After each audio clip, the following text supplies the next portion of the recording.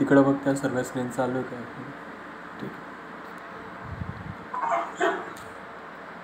ठीक आहे. आता सर्वांचं लक्ष पाहिजे. आता आपण काय केलं होतं की ह्या तिन्ही चॅप्टर्सचे रिव्हिजन घेतली होती, सॉलिड स्टेट, आयोनिक इक्विलिब्रियम आणि सोल्युशनचे. आता मी जस्ट जे नवीन विद्यार्थी त्यांच्यासाठी थोडक्यात सांगतोय. सॉलिड स्टेट जो आहे त्याच्यामध्ये तुम्हाला उद्या प्रश्न बघायला मिळणार आहे एक फिक्स, जो मी नेहमी सांगतोय, क्रिस्टलाइन सॉलिड आणि अमॉर्फस सॉलिड यांचा फरक स्पष्ट करा, जो आपण व्हिडिओमध्ये देखील सांगितलं आहे. पुढचा प्रश्न येऊ शकतो तुम्हाला MCQsला की NaF आणि NaNO3 आणि CaCO3 यांचं बिहेवियर काय असणार, नेचर काय असणार आहे. विद्यार्थ्यांना लक्ष द्यायचं आहे. NaNO3 आहे आणि CaCO3 आपल्याकडे. Na इथं असणार 1, N असणार इथे 1 आणि ऑक्सिजन असणार इथं 3. इथं Ca असणार 1, कार्बन असणार 1 आणि ऑक्सिजन असणार 3. यांचा जर का आपण ॲटमचा रेशो बघितला, ॲटॉमिक रेशो बघितला, हा ॲटॉमिक रेशो इथं आम्हाला सेम बघायला मिळाला. आणि ज्या वेळेस ॲटॉमिक रेशो हा सेम असतो तेव्हा त्या आयसोमॉर्फिझमला बिलॉंग करतो. आणि ॲटॉमिक रेशो जेव्हा डिफरंट असतो तेव्हा तो असतो पॉलिमॉर्फिझमचं. पॉलिमॉर्फिझमचं एक उदाहरण येऊ शकतं की कार्बनचे अलेट्रॉप सर्वांना माहिती असतात, डायमंड, ग्राफाईट, फुलेरिन. परंतु सिलिका जो असतो त्याचे अलेट्रॉप्स माहीत नाही विद्यार्थ्यांना. ते असणारे अल्फा क्वार्ट्स, बीटा क्वार्ट्स आणि क्रिस्टोबेलाइट. अशा पद्धतीने आपण सर्व MCQs पण कव्हर करू, जेणेकरून उद्या आपल्याला कुठेच अडचण यायला नको.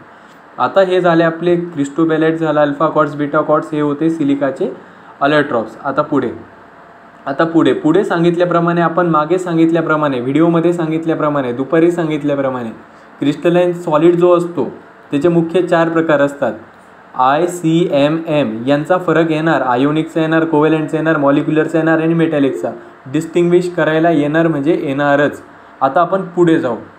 आता बघा पुढे काय असणार आहे सर.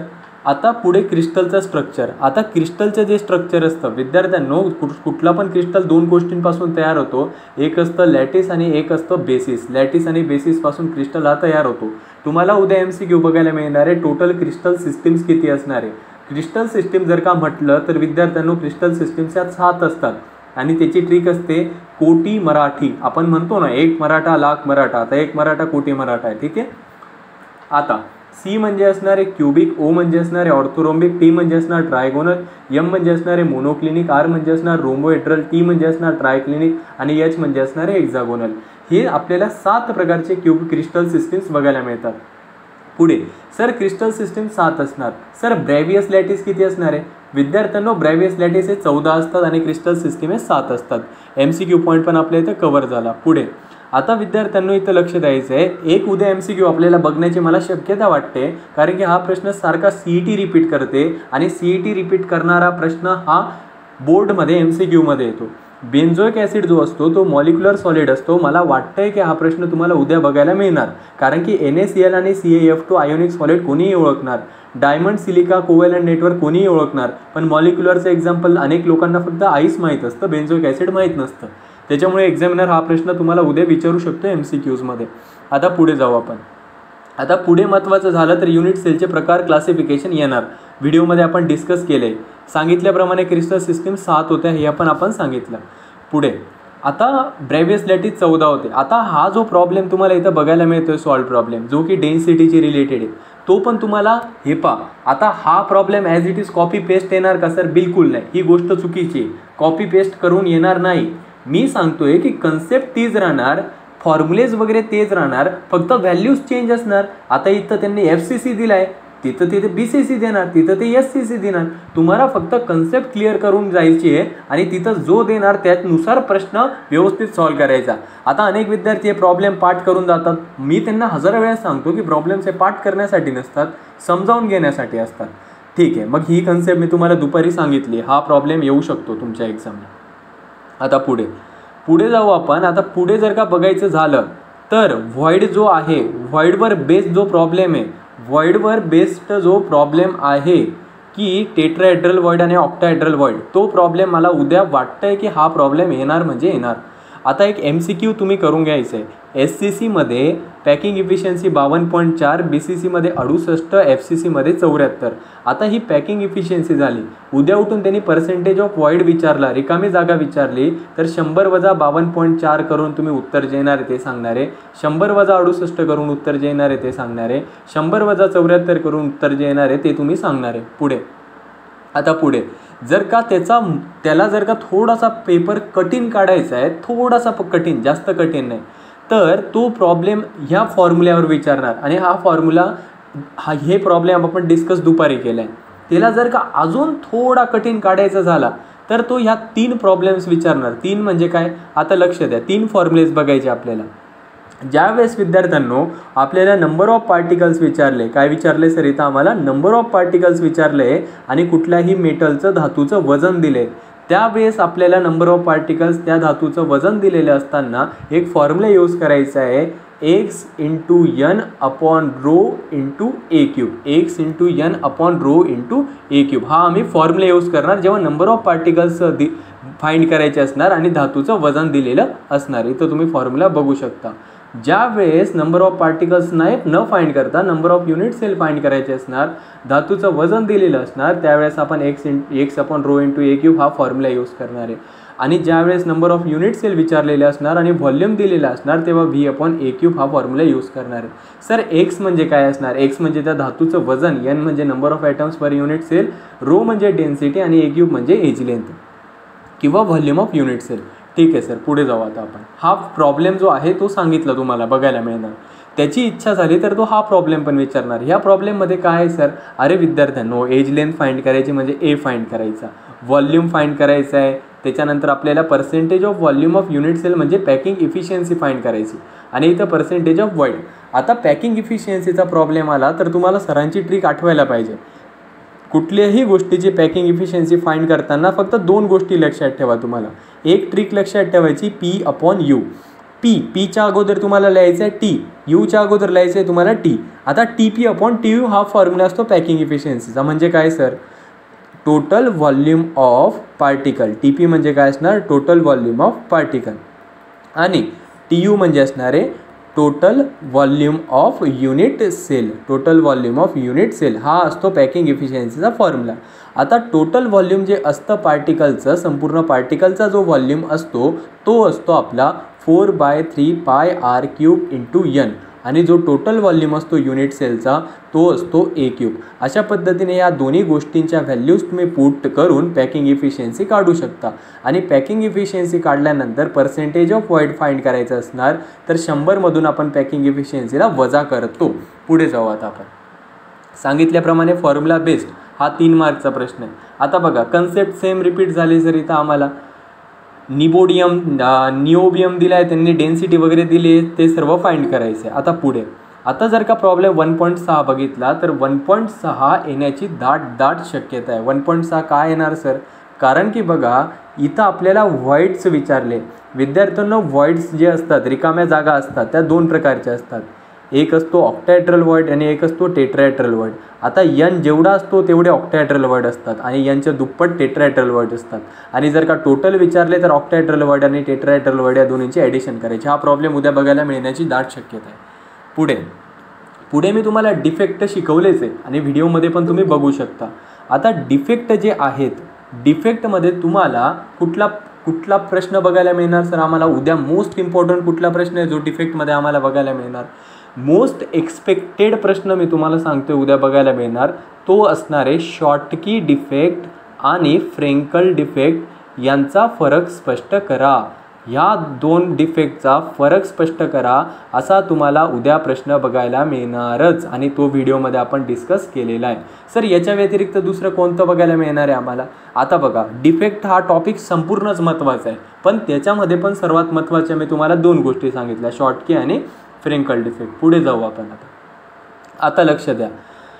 पुढे बघायचं आहे आपल्याला, हे डिफेक्ट वगैरे आपण दुपारी डिस्कस केले. आता आपण बघणार आहोत कंडक्टर, सेमी कंडक्टर आणि इन्सुलेटर. इलेक्ट्रिसिटी कंडक्ट करणार त्याला आपण कंडक्टर म्हणणार, इलेक्ट्रिसिटी कंडक्ट नाही करणार त्याला आपण इन्सुलेटर म्हणणार, आणि जो इलेक्ट्रिसिटी कंडक्ट करणार जेव्हा तापमान जास्त असणार तेव्हा आपण त्याला सेमी कंडक्टर म्हणणार. मग उद्या उठून जर का त्यांनी सेमी कंडक्टरचे उदाहरणं विचारले तर सेमी कंडक्टरचं एक्झाम्पल असतं मेटॅलॉइड. आणि मेटॅलॉइडची ट्रिक असते विद्यार्थ्यांनो, लक्ष द्यायचे. मेटॅलॉइड कोण असतात? मेटॅलॉइडची ट्रिक असते बालिका, सीता, गीता, ऐश्वर्या, सब, ट्यूशन, पोहोचे. आता हे जे सर्वच्या सर्व एलिमेंट्स आहेत ट्रिकच्या माध्यमातून लक्षात ठेवले आपण, हे सर्व मेटलॉइडचे एक्झाम्पल आहे. आणि उद्या उठून त्यांनी विचारलं की सिलिकॉन काय आहे, मेटल आहे, इन्सुलेटर आहे, कंडक्टर आहे का सेमी कंडक्टर आहे, तर तुम्ही सांगणार सेमी कंडक्टर. का? कारण की तो मेटलॉइड आहे. पुढे जाऊ आता आपण. आता पुढे आपल्याला बघायचं आहे, पुढे आपण बघणार आहोत आता मॅग्नेटिक सबस्टन्सेसचे प्रकार. त्याच्या अगोदर बँड मी तुम्हाला सांगितलं होतं दुपारी की जेव्हा मेन एनर्जी लेवल्स ह्या एकमेकांच्या फार जवळ जवळ जवळ जवळ येतात, म्हणजेच when compactly arranged main electronic energy levels are known as a band हे दोन असणार. वर जो असतो त्याला म्हटलं जातं कंडक्शन बँड, खाली जो असतो त्याला म्हटलं जातं व्हॅलेन्स बँड, आणि दोन्हीच्या मध्ये जे गॅप असतो त्याला म्हटलं जातं बँड गॅप. पुढे जाऊ आता आपण. आता पुढे महत्त्वाची गोष्ट मला सांगायची तुम्हाला ही आहे की डायामॅग्नेटिक आणि पॅरामॅग्नेटिक आणि फेरोमॅग्नेटिक या तिन्हींचा फरक स्पष्ट करा असा प्रश्न येणार. पण त्याच्या अगोदर एक्झामिनर तुम्हाला एन टाईप आणि पी टाईप, हा जो एन टाईप आणि पी टाईप आहे यांचा डिस्टिंग्विशिंग पॉईंट तुम्हाला विचारणार. Distinguish between N type and P type.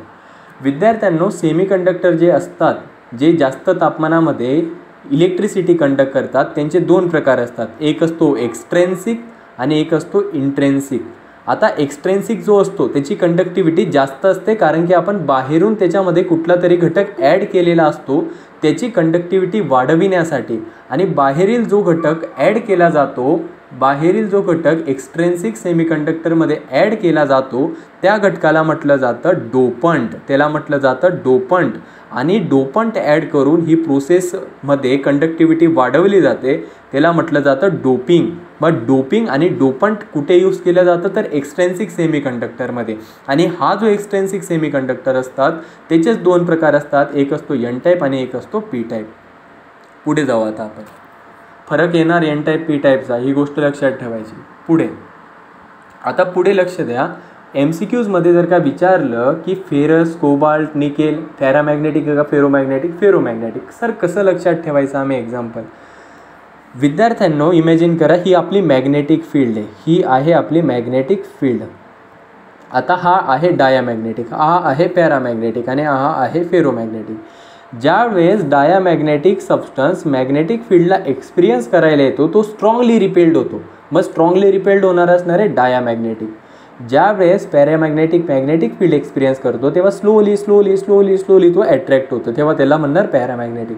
आणि फेरोमॅग्नेटिक ज्यावेळेस मॅग्नेटिक फील्ड एक्सपिरियन्स करतो तेव्हा तो स्ट्रॉंगली अट्रॅक्ट होतो, तेव्हा त्याला म्हटलं जातं फेरोमॅग्नेटिक. डायामॅग्नेटिक जे असतात त्यांचे एक्झाम्पल्स असतात N2, F2, NaCl, H2 आणि बेन्झिन. पॅरामॅग्नेटिक जे असतात त्यांचं ऑक्सिजन Cu+2, Fe+2 आणि Cr+3. आणि फेरोमॅग्नेटिकचे असतात fan club of Nitin Gadkari. कसं लक्षात ठेवणार, fan club of Nitin Gadkari.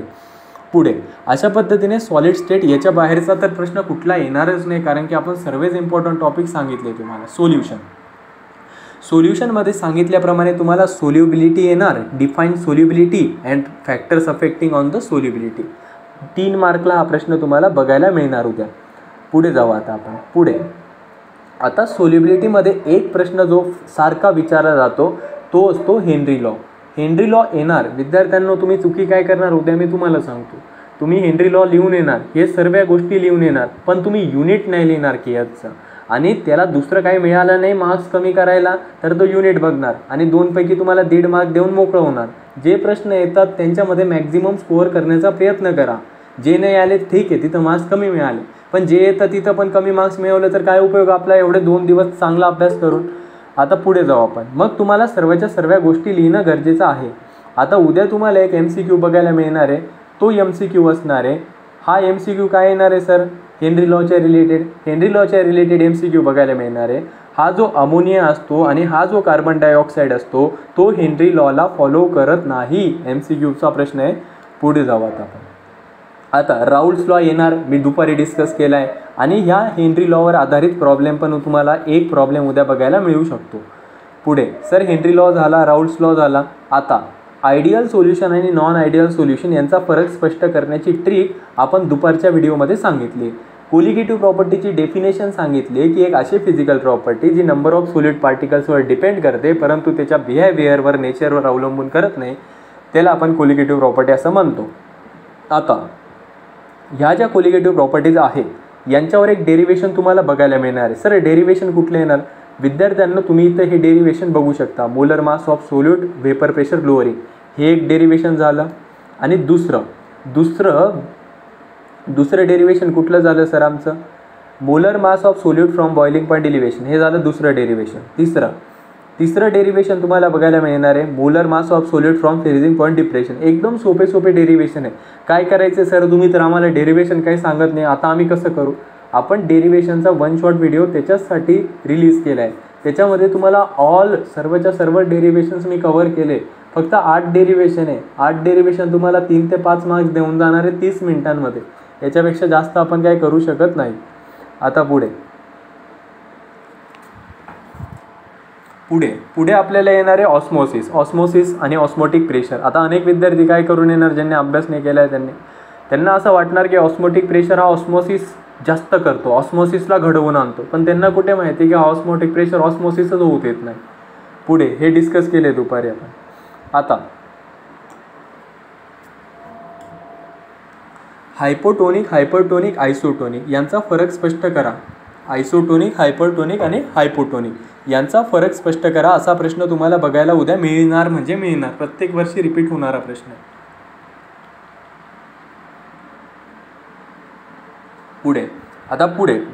पुढे बघायचं आपल्याला ऑस्मोटिक प्रेशर. आता ऑस्मोटिक प्रेशरचे तुम्हाला 3 फॉर्म्युलेज लक्षात ठेवायचे. पाय इज इक्वल टू MRT, पाय इज इक्वल टू CRT, पाय इज इक्वल टू N2/V/RT. ठीक आहे, हे 3 फॉर्म्युले लक्षात ठेवायचे. आता पुढे ज्या वेळेस तुम्हाला सर्वांनी माईक म्यूट करायचा आहे. ज्या वेळेस तुम्हाला N2 दिलेला आहे तुम्हाला, तर तुम्हाला N2च्या जागेवर काय सबस्टिट्यूट करू शकता तुम्ही? Given mass upon molecular mass W2/M2. मग याला तुम्ही इथं सबस्टिट्यूट करा. Pi is equal to W2/M2 into V into R into T. इथंच आपल्याला रिलेशन मिळालं M2 आणि पायचं. M म्हणजे असणारे मोलार मास आणि 2 म्हणजे असणारे सोल्यूट. म्हणजे मोलार मास ऑफ सोल्यूट आणि ऑस्मोटिक प्रेशर यांचं रिलेशन आपल्याला अशा सोप्या पद्धतीच्या डेरिवेशन्स तुम्हाला उद्या येणार आहे. आता पुढे एक प्रश्न येणार व्हॅन्ट ऑफ फॅक्टरचा. तो मी तुम्हाला दुपारी सांगितला आहे. व्हॅन्ट ऑफ फॅक्टर येणार आहे. आणि त्याच्यानंतर हे जे तुम्हाला इथं डेरिवेशन बघायला मिळतं आहे ना अल्फा आणि आयचं, अल्फा म्हणजे डिग्री ऑफ डिसोसिएशन आणि व्हॅन्ट ऑफ फॅक्टर, ते पण तुम्हाला उद्या बघायला मिळणार. आता पुढे आपण जास्त डिटेलमध्ये का जात नाही विद्यार्थ्यांनो, कारण की आता मी तुम्हाला फक्त कन्सेप्ट सांगतो आहे. आणि काही जे टॉपिक जे तुमचे उद्या राहायला नको आणि उद्या तुम्हाला पश्चाताप व्हायला नको, की हा टॉपिक माझ्या लक्षात नव्हता, नाही तर मी केला असता, चांगले मार्क्स मिळवले असते. आता आपल्याला कमी ड्युरेशनमध्ये सर्व चॅप्टर कवर करायचे आणि तुम्हाला सेल्फ स्टडीसाठी मला वेळ द्यायचा आहे. त्याच्यामुळे आपण जास्त डिटेल काही घेत नाही. पुढे हा जो आहे प्रॉब्लेम 2.13 याला सोडलं म्हणजे संपले तुम्ही. हा प्रॉब्लेम येणार. हा दुपारी आपण डिस्कस केला आहे. पुढचा चॅप्टर जो आहे तो आहे आयोनिक इक्विलिब्रियम. आयोनिक इक्विलिब्रियममध्ये याच्यावर आधारित तुम्हाला डिग्री ऑफ डिसोसिएशनवर आधारित तुम्हाला प्रॉब्लेम बघायला मिळणार. ती स्क्रीन ऑफ करून टाक. ठीक आहे. डिग्री ऑफ डिसोसिएशनवर आधारित तुम्हाला प्रॉब्लेम्स बघायला मिळणार. ॲसिड बेस यांची डेफिनेशन येणार आहे. अरेनियस थेरीने सांगितलं जो H देणार तो ॲसिड, जो OH देणार तो बेस. लॉरी ब्रॉन्स्टेडचं सांगितलं प्रोटॉन देणारा म्हणजे H+ देणारा ॲसिड आणि प्रोटॉन घेणारा बेस. लेविजने सांगितलं इलेक्ट्रॉन ॲक्सेप्ट करणारा ॲसिड आणि इलेक्ट्रॉन देणारा बेस. हे सर्व थेरीज येणार. ॲम्फोटेरिक नेचर ऑफ वॉटर. पाणी जे असतं ते ॲसिडिक पण नसतं, ते बेसिक पण नसतं, ते ॲम्फोटेरिक असतं, म्हणजे दोन्ही पण शो करू शकतं. MCQ वॉटरचं नेचर काय आहे? ॲम्फोटेरिक. पुढे येणार ओस्टवॉल्ड डायल्युशन लॉचं डेरिवेशन. त्याच्यानंतर बघू आपण. चला ओस्टवॉल्ड लॉचं डेरिवेशन येणार आहे. पुढे प्रॉब्लेम 3.2 करून जायचं सर्वांनी. प्रॉब्लेम 3.2 बघायला मिळू शकतो. जेव्हा पण तुम्ही प्रॉब्लेम करणार आहे त्यावेळेस फक्त पाठ करायचा नाही. प्रॉब्लेम एक चुकी बिलकुल करायची नाही. प्रॉब्लेम बिलकुल पाठ करायचा नाही. त्याच्यामधली कन्सेप्ट समजून घ्यायची, जेणेकरून त्यांनी कुठून पण कसं पण किती पण फिरून प्रश्न विचारू द्या, आपल्याला उत्तर यायलाच पाहिजे. पुढचं डेरिवेशन जे आहे ते हे pH आणि pOH is equal to 14. 3 mark किंवा 2 मार्क उद्या बघायला मिळणार. 99% हा प्रश्न तुम्हाला बघायला मिळणार. आता पुढे जाऊ. आता आपण हायड्रोलिसिस म्हणजे काय असतं ते आपण दुपारी सर्व काही डिस्कस केलं आहे. हायड्रोलिसिस काय असणार ते सर्व डिस्कस केले, ते तुम्ही बघू शकता दुपारी. आता पुढे जाऊ. आता हायड्रोलिसिस झालं, PHPOHचा फॉर्म्युला झाला बफर अत्यंत महत्त्वाचा आहे. हा जो बफर आहे, बफरला सोडलं म्हणजे आपलं उद्या बफर होणार आहे. बफर 3 मार्कला येणार. पुढे जाऊ. आता आपण बफरचे ॲप्लिकेशन्स येणार. बफर कुठे कुठे यूज केला जातो आपल्या रक्तात. आपलं रक्तच बफरसारखं काम करतं. ॲसिडिकसारखं, बेसिकसारखं pHला मेंटेन करतं. ॲग्रिकल्चरमध्ये यूज करणार, केमिकल्ससारखं यूज करणार. पुढे हे तुम्हाला करून जायचे MCQs. जेव्हा IP ग्रेटर असतो, IP आणि KSP असतो तेव्हा इक्विलिब्रियम असतो. जेव्हा IP KSPपेक्षा जास्त असतं तेव्हा सुपर सॅच्युरेटेड PPT बघायला मिळतो. आणि KSP जास्त असतो IP पेक्षा तेव्हा अनसॅच्युरेटेड असतं आणि PPT आपल्याला बघायला मिळत नाही. पुढे कॉमन आयन इफेक्ट जर का तुम्हाला जमत नसणार, मी अजून पण सांगतो, दुपारचा तुम्ही व्हिडिओ बघू शकता, त्याच्यामध्ये आपण ट्रिक दिली कॉमन आयन इफेक्ट कसं काय असतं काय नाही. चौथा चॅप्टर आहे केमिकल थर्मोडायनॅमिक. लहान मुलांचा चॅप्टर आहे हा. याच्यामध्ये तुम्हाला सिस्टीम सराउंडिंग युनिवर्स ह्या लहान मुलांच्या गोष्टी सांगण्याची मला गरज नाही. सिस्टीमचे प्रकार असणार 3: ओपन, क्लोज, आयसोलेटेड. ओपनमध्ये एनर्जी ॲज वेल एज मॅटर, क्लोजमध्ये फक्त एनर्जी मॅटर काही होणार नाही, आणि आयसोलेटेडमध्ये दोन्ही पण होत नाही. एक्सटेन्सिव्ह प्रॉपर्टी आणि इंटेन्सिव्ह प्रॉपर्टी ही अमाऊंट ऑफ मॅटरवर इंडिपेंडंट असते. कसं लक्षात ठेवायचं? इंटेन्सिव्ह, इंडिपेंडंट, दोन्हीचं प्रोनाऊन्सिएशन सेम आहे. पुढे फंक्शन जे असणार ते 2 असणार, स्टेट आणि पाथ. फक्त पाथचे एक्झाम्पल्स लक्षात ठेवा, वर्क आणि हीट. आणि वर्क आणि हीटला सोडून जे पण असणार ते असणार स्टेट. पुढे प्रोसेसेस किती प्रकारचे असतात सर? 5 प्रकारचे. Temperature constant isothermal, pressure constant isobaric, volume constant isochoric. त्याच्यानंतर हीट कॉन्स्टंट आयडियाबॅटिक, आणि जेव्हा छोटा चेंज होतो तेव्हा रिव्हर्सिबल. पुढे साइन कन्व्हेन्शन्स बघायचे. आता ही सिस्टीम आहे. आता या सिस्टीमवर वर्क केलं गेलं म्हणजे सिस्टीमवर वर्क केलं तर त्याचं वर्कडन वाढणार, म्हणून वर्कडनची साईन पॉझिटिव्ह. सिस्टीम स्वतः वर्क करते, त्याचं वर्कडन कमी होणार, एनर्जी कमी होणार, म्हणून वर्कडन निगेटिव्ह. सिस्टीमने हीट ॲब्झॉर्ब केली, त्याची हीट वाढली म्हणून +Q, आणि सिस्टीमने हीट रिलीज केली म्हणून -Q. साइन कन्व्हेन्शन्स येऊ शकतात. आता पुढे फ्री एक्सपान्शन म्हणजे काय रे विद्यार्थ्यांनो? कुठलीही बॉडी एकदम फ्रीली एक्सपांड कधी होणार? जेव्हा त्याच्यावर बाहेरून लागणारा प्रेशर 0 होणार, आणि बाहेरून लागणारा प्रेशर कुठला असणार? External pressure. आणि प्रेशर 0 झाला तर वर्कडन पण 0 असणार आहे. पुढे जर का बघायचं गेलं तर हे जे डेरिवेशन दिसते तुम्हाला मॅक्झिमम वर्कचं आपण कव्हर केले व्हिडिओमध्ये. 4 मार्कला उद्या बघायला मिळेल. किती मार्क्स? 4 मार्क्स. तुम्हाला अपेक्षित सोडा, तुम्ही अपेक्षितमध्ये पण 4 मार्कचे प्रश्न बिलकुल एकदम भंगार प्रश्न दिले अपेक्षितमध्ये. मला बिलकुल आवडले नाही 4 मार्कचे. त्यात अपेक्षितमधल्या 4 मार्कपैकी कुठलाच प्रश्न येणार नाही मला असंच वाटते, कारण की त्यांनी जे महत्त्वाचे द्यायचे ते दिले नाही. पुढे हा प्रश्न 4 मार्कला तुम्हाला बघायला मिळणार. आता पुढे इंटरनल एनर्जी, लहान मुलांची गोष्ट 2 मार्क्स. सिस्टीमच्या आत असणारी एनर्जी यूने रिप्रेझेंट करतो, चेंज राहिला तर डेल्टा यूने करतो. पहिला लॉ, दुसरा लॉ, तिसरा लॉ, ह्या लहान मुलांच्या गोष्टी येणार की एनर्जी युनिव्हर्सची शांत राहते, कॉन्स्टंट आहे. आयसोलेटेड सिस्टीम आहे, आयसोलेटेड सिस्टीमची एनर्जी कॉन्स्टंट असते, एनर्जी क्रिएट नाही करू शकत, डिस्ट्रॉय नाही, एका फॉर्ममधून दुसऱ्या फॉर्ममध्ये कन्वर्ट.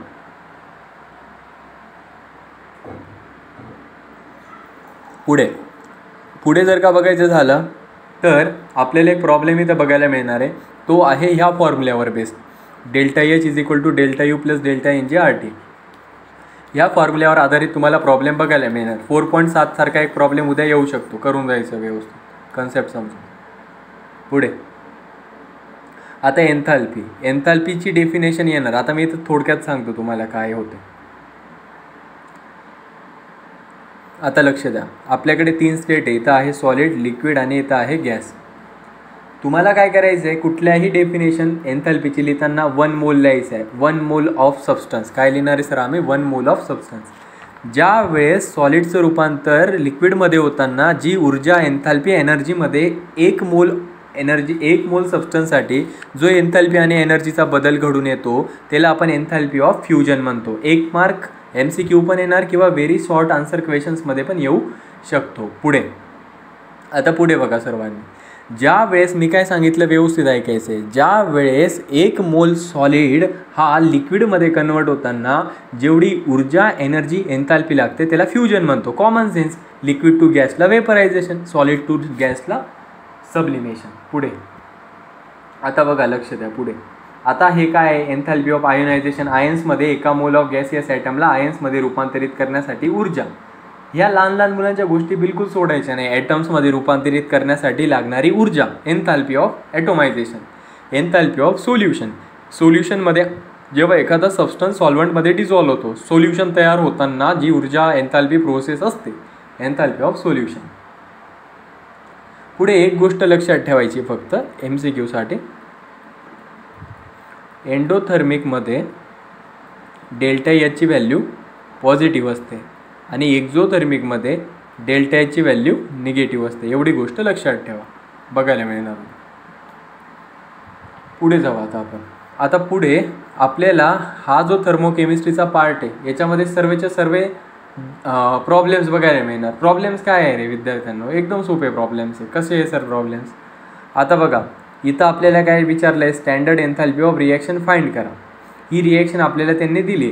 तुम्हाला काय करायचं आहे, फक्त या रिॲक्शनमध्ये व्यवस्थित रिप्रेझेंट करून बॉन्ड वगैरे काय आहे ते सर्व बघायचं आहे आणि तुम्हाला प्रोडक्ट वजा रिॲक्टंट करायचं आहे फक्त. या सर्वांचं समेशन करून. आता हे सर्व काय मी काय सांगू शकत नाही कारण की आपल्याकडे वेळ कमी, तरी पण मी तुम्हाला सांगतो थोडक्यात. आता बघा, याच्यामध्ये आपल्याला स्टँडर्ड एन्थाल्पी ऑफ रिॲक्शन विचारली, म्हणजे डेल्टा एच नॉट आर विचारला आहे. स्टँडर्ड आहे म्हणून डेल्टा एच नॉट आर. आता इकडं काय करणार तुम्ही, summation of standard enthalpy of reactant का प्रोडक्ट वजा summation of standard enthalpy of reactant. आता बघणार तुम्ही प्रोडक्ट साईडला कोण कोण आहे, CO2 आणि H2O. मग किती CO2 आहे? 4, म्हणून मी 4 एन्थाल्पी ऑफ CO2, त्याच्यानंतर 6 मोल्स ऑफ पाणी, त्याच्यानंतर वजा करणार ना, आणि summation of enthalpy of reactant आहे. रिॲक्टंट जेवढे तेवढं त्यांच्या जागेवर डेल्टा एच वगैरे लिहून द्या. ठीक आहे. आता इथं काय झालं बघा, आता हा जो O2 आहे ना, नेहमी लक्षात ठेवा, जो इलिमेंट असतो O2, N2, F2 त्याची एन्थाल्पी आपण 0 कन्सिडर करतो. मग इथं बघा, त्यांनी खाली इथं काहीच नाही लिहिलं आहे, इथं काय लिहिलं आहे, 0 लिहिलं आहे. मग आपल्याला इथं कन्फ्युजन व्हायला नको. आणि हे लहान मुलांचे वजा बाकी गुणाकार बेरीज भागाकार करून उत्तर येणार. अशा पद्धतीने तुम्हाला उद्या प्रश्न बघायला मिळणार. आता पुढे जाऊ आपण. आता हे येणार बॉन्ड एन्थाल्पी वगैरे येणार. पुढे हेज लॉ 4 मार्कचा प्रश्न आहे. विचारला तर 4 मार्कला येणार, त्याचं इच्छा झाली तर 3 मार्कला येणार. काय सांगतोय हेज लॉ? ही एक स्टेप होती, 2 हायड्रोजन N2 तयार कंबाईन होऊन N2H4 मिळत होता. ही दुसरी स्टेप होती. याच्यासाठी एन्थाल्पी ही होती, याच्यासाठी एन्थाल्पी ही होती. जेव्हा दोन्हींची ॲडिशन केली गेली तेव्हा हा H2 आणि हा 2H2 3 H2 झाले. तेव्हा हा N2H4 आणि हा N2 काय झाला, हा N2H4 आणि हा N2H4 कॅन्सल झाला. हा N2 आपण ॲज इट इज लिहिला आणि इकडं हे 2 मोल्स ऑफ NH3 असंच लिहिले. मला एवढंच सांगायचं आहे की ही एक ओव्हरऑल रिॲक्शन होती, ही एक संपूर्ण रिॲक्शन होती आणि या संपूर्ण रिॲक्शनमध्ये जी एन्थाल्पी असणार आहे, या संपूर्ण रिॲक्शनची जी एन्थाल्पी असते ती प्रत्येक इंडिव्हिज्युअल स्टेपमध्ये होणाऱ्या एन्थाल्पीची ॲडिशन असते. हेच सांगितलं आपल्या हेज लॉने. एवढंच तुम्ही लक्षात ठेवू शकता. ठीक आहे. आता हेज लॉच्या मदतीने त्याचे ॲप्लिकेशन्स काय, कुठल्याही रिॲक्शनची जी एन्थाल्पी आपण एक्सपेरिमेंट करून शोध लावू शकत नाही तिचा देखील व्हॅल्यू आपण हेज लॉच्या माध्यमातून काढू शकतो. आता स्पॉन्टेनियस प्रोसेस म्हणजे काय? आता लक्ष द्या, वरून खाली पाणी पडतं डॅममध्ये वरून खाली जे पाणी पडतं ते ॲटोमॅटिकली पडतं. त्याच्यासाठी आपल्याला कुठलीच ऊर्जा द्यावी लागत नाही. म्हणजे कुठलीही गोष्ट जी नैसर्गिकरित्या होते तिला आपण स्पॉन्टेनियस म्हणतो आणि जी होत नाही त्याला नॉन स्पॉन्टेनियस. पुढे एन्ट्रोपी म्हणजे काय? एन्ट्रोपी म्हणजे रँडमनेस, वेडे वाकडेपणा, disorderness is known as a entropy. आता इथं आईसमध्ये सॉलिड असल्या कारणामुळे पार्टिकल जवळजवळ, लिक्विडमध्ये दूर झाले, गॅसमध्ये एकदम दूर झाले, म्हणजे स्टेट चेंज होताना इकडं डिसऑर्डरनेस वाढतोय म्हटल्यावर एन्ट्रोपी वाढणार. पुढे एन्ट्रोपीचं युनिट करून जायचं 1 मार्कला येणार. एन्ट्रोपी जी असते delta S is equal to Q reversible upon T. Delta S is equal to Q reversible upon T. हीटचं युनिट असणार आहे जूल, तापमानाचं युनिट असणार आहे केल्विन, एंट्रोपीचं युनिट येणार जूल पर केल्विन. पाणी घे जरा आणि यूज तो घे.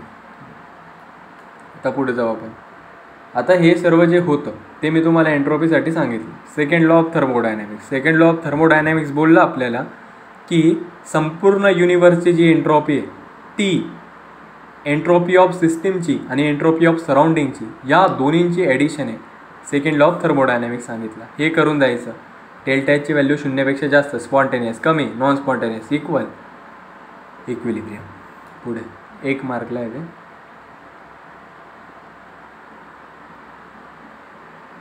आता पुढे या फॉर्म्युल्यावर आधारित प्रॉब्लेम्स करून जाऊ द्या. ठीक आहे, एवढ्या फॉर्म्युल्यावर आधारित फक्त प्रॉब्लेम करून द्या. पुढे जाऊ आता आपण. ठीक आहे, आता पुढचं चॅप्टर आहे इलेक्ट्रोकेमिस्ट्री. सर्व घाबरता यायला असा गैरसमज पसरवला आहे विद्यार्थ्यांनी. आपले विद्यार्थी 1 महिना आपण हा चॅप्टर घेतला होता. ठीक आहे ना. जी मुलांना म्हणजे ह्या चॅप्टरमध्ये सर्व रिएक्शन्स सेलचा आपण अभ्यास केला आहे. सेलचे 2 प्रकार असणार आहे. इलेक्ट्रोकेमिस्ट्रीमध्ये आपण इलेक्ट्रोकेमिकल सेलचा अभ्यास करतो. इलेक्ट्रोकेमिकल सेलचा आपण अभ्यास करतो. इलेक्ट्रोकेमिकल सेल म्हणजे काय? असा सेल इलेक्ट्रिकल टू केमिकल आणि केमिकल टू इलेक्ट्रिकल अशा पद्धतीने एनर्जीचं जे इंटरकन्व्हर्जन ज्या सेलमध्ये होतं त्याला आपण इलेक्ट्रोकेमिकल सेल असं म्हणतो. सर प्रश्न काय येणार आहे सांगतो. आता लहान मुलांचे फॉर्म्युलेज आहे. V=IR. त्याच्यानंतर conductance G=It is a reciprocal of resistance. हे सर्व लहान मुलांचे फॉर्म्युलेज येणार. Resistance is directly proportional to length, inversely proportional to area. महत्त्वाची गोष्ट येणार आहे कंडक्टिव्हिटी. कंडक्टिव्हिटीवर आधारित तुम्हाला प्रॉब्लेम्स बघायला मिळणार. आता विद्यार्थी कसे कन्फ्यूज होणार बघा.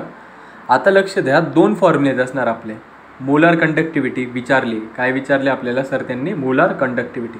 मोलार कंडक्टिव्हिटी जी असते ती लॅम्बडाने डिनोट केली जाते आणि त्याचा फॉर्म्युला असतो K/C.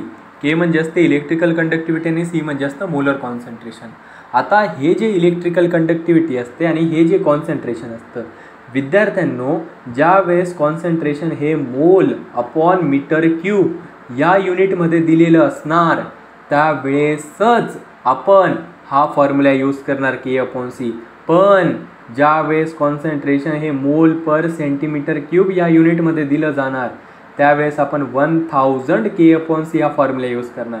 आता विद्यार्थी हा फॉर्म्युला यूज करून येणार, उत्तर पण काढणार, खुश होणार, पण बघतो घरी आल्यावर काय 1000 K/C यूज करायचा होता. असं व्हायला नको. पुढे स्ट्रॉंग इलेक्ट्रोलाइट आणि वीक इलेक्ट्रोलाइट. कोलरॉच लॉ. कोलरॉच लॉने काय सांगितलं समजून घ्या. इथं त्याची डेफिनेशन. कोलरॉच लॉ जो होता त्याने असं सांगितलं, इकडं हे इक्वेशन लक्ष द्या. आता बघा, इथं आपल्याला n + λ0+ दिसतोय, इथं n - λ0- दिसतोय आणि इथं λ0 दिसतोय. आता हा जो λ0 आहे, लॅम्बडा म्हणजे काय? Molar conductivity. नॉड म्हणजे काय? Infinite dilution. त्याच्यामध्ये एवढं पाणी टाकून द्यायचं की त्याचा घट्टपणा एकदम 0 व्हायला पाहिजे. म्हणजे काय? λ0 म्हणजे काय? मग molar conductivity at infinite dilution किंवा मोलार कंडक्टिव्हिटी ॲट 0 कॉन्सन्ट्रेशन. मग कोलरॉच बोलला की मोलर कंडक्टिव्हिटी जी असते इन्फायनाईट डायल्युशनची ती सम असते कोणाची? त्याच्यामध्ये त्या सोल्युशनमध्ये असणाऱ्या आयन्सची, जे की एकमेकांवर न अवलंबून राहता स्वतःच्या जीवावर ते काय करतात? मायग्रेट करतात, कोणावरच डिपेंड करत नाही. आणि हा जो ह्या गोष्ट सांगणारा जो सायंटिस्ट होता तो कोलरॉच होता. त्यांनी हा नियम सांगितला, त्याला म्हटलं कोलरॉच लॉ. आता बघा, इन्फायनाईट डायल्युशनला प्रत्येक आयन को आयन हा कोणावरही अवलंबून न राहता मायग्रेट करतो, मुवमेंट करतो आणि यांच्या मदतीने आम्हाला यांची मोलर कंडक्टिव्हिटी मिळते, λ0 मिळतो आपल्याला. पुढे हा होता आपला कोलरॉच लॉ. ॲप्लिकेशन्स ऑफ कोलरॉच लॉ करून जायचं आहे. काय सांगितलं कोलरॉच लॉने? ज्याची कंडक्टिव्हिटी माहीत नाही त्याची पण फाइंड करता येते. आता मी फिक्स प्रश्न सांगतो आहे उद्याचा तुम्हाला. फिक्स म्हणजे फिक्स. त्याची इच्छा झाली तर तो या टॉपिकवर हाच टाकणार, दुसरा टाकूच शकत नाही. हा प्रश्न जो आहे एकदम सोपा प्रश्न आहे. कसं आहे मी तुम्हाला थोडक्यात सांगतो, सांगायला नको हवं, फार जास्त डिटेल होणार, व्हिडिओ लांब होणार. ठीक आहे, असू द्या. आता बघा, λ0 ऑफ AB आहे, λ0 ऑफ AX आहे, λ0 ऑफ BY आहे, λ0 ऑफ XY. आता कोलरॉच लॉने काय सांगितलं समजून घ्या. Lambda naught of A B म्हटला की तुम्ही फाइंड करा. आम्हाला lambda naught of A B माहीत नाही. लॅम्बडा नॉट ऑफ एक्स दिला त्याने एक्स, डी वाय दिला त्याने वाय आणि एक्स वाय दिला त्याने झेड. बरोबर, या तिन्हींच्या व्हॅल्यूज त्याने आपल्याला दिले आणि lambda naught of A B त्याने विचारला आहे. काय करणार सर आता आम्ही? मग तुम्ही करणार की lambda naught of A B is equal to, आता आपल्याला ए बी फाइंड करायचं आहे ना, मग आपण काय करतो, या दोन्हींची ॲडिशन केली तर एक्स प्लस बी वाय किंवा एक्स बी वाय तयार होणार. आम्हाला ए बी पाहिजे, कोण नको आहे, एक्स वाय नको आहे. मग आम्ही काय करणार सर, ए एक्स बी वाय यांचे ॲडिशन करणार आणि त्याच्यामधून एक्स वायला वजा करणार आणि फक्त त्याच्या अगोदर काय लिहिणार आहे, लॅम्बडा नॉट, लॅम्बडा नॉट आणि लॅम्बडा नॉट. अशा पद्धतीचे सोपे सोपे बेरीज वजाबाकीचे हे सूत्र आधारित आहे याच्यावर. पुढे आता पुढे कंडक्टिव्हिटी सेल ह्या वर्षी 4 मार्कला इच्छा झाली विचारणार, कारण की मागच्या वर्षी डिलीटेड पार्टमध्ये होता आणि जे डिलीटेड पार्ट त्यांनी सोडले त्यावेळेस तो ह्यावेळेस त्याच्यावर भर टाकणार. कंडक्टिव्हिटी सेल करून जायचं आहे 4 मार्क. किती मार्कला आहे? 4 मार्कला आहे. ठीक आहे. पुढे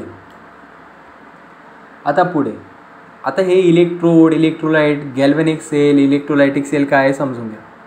सेलचे मुख्य 2 प्रकार असणार. इलेक्ट्रोकेमिकल सेलचे किती असणार आहे? 2. एक असणार गॅल्व्हॅनिक, गॅल्व्हॅनिकचं दुसरं नाव असतं व्होल्टाईक.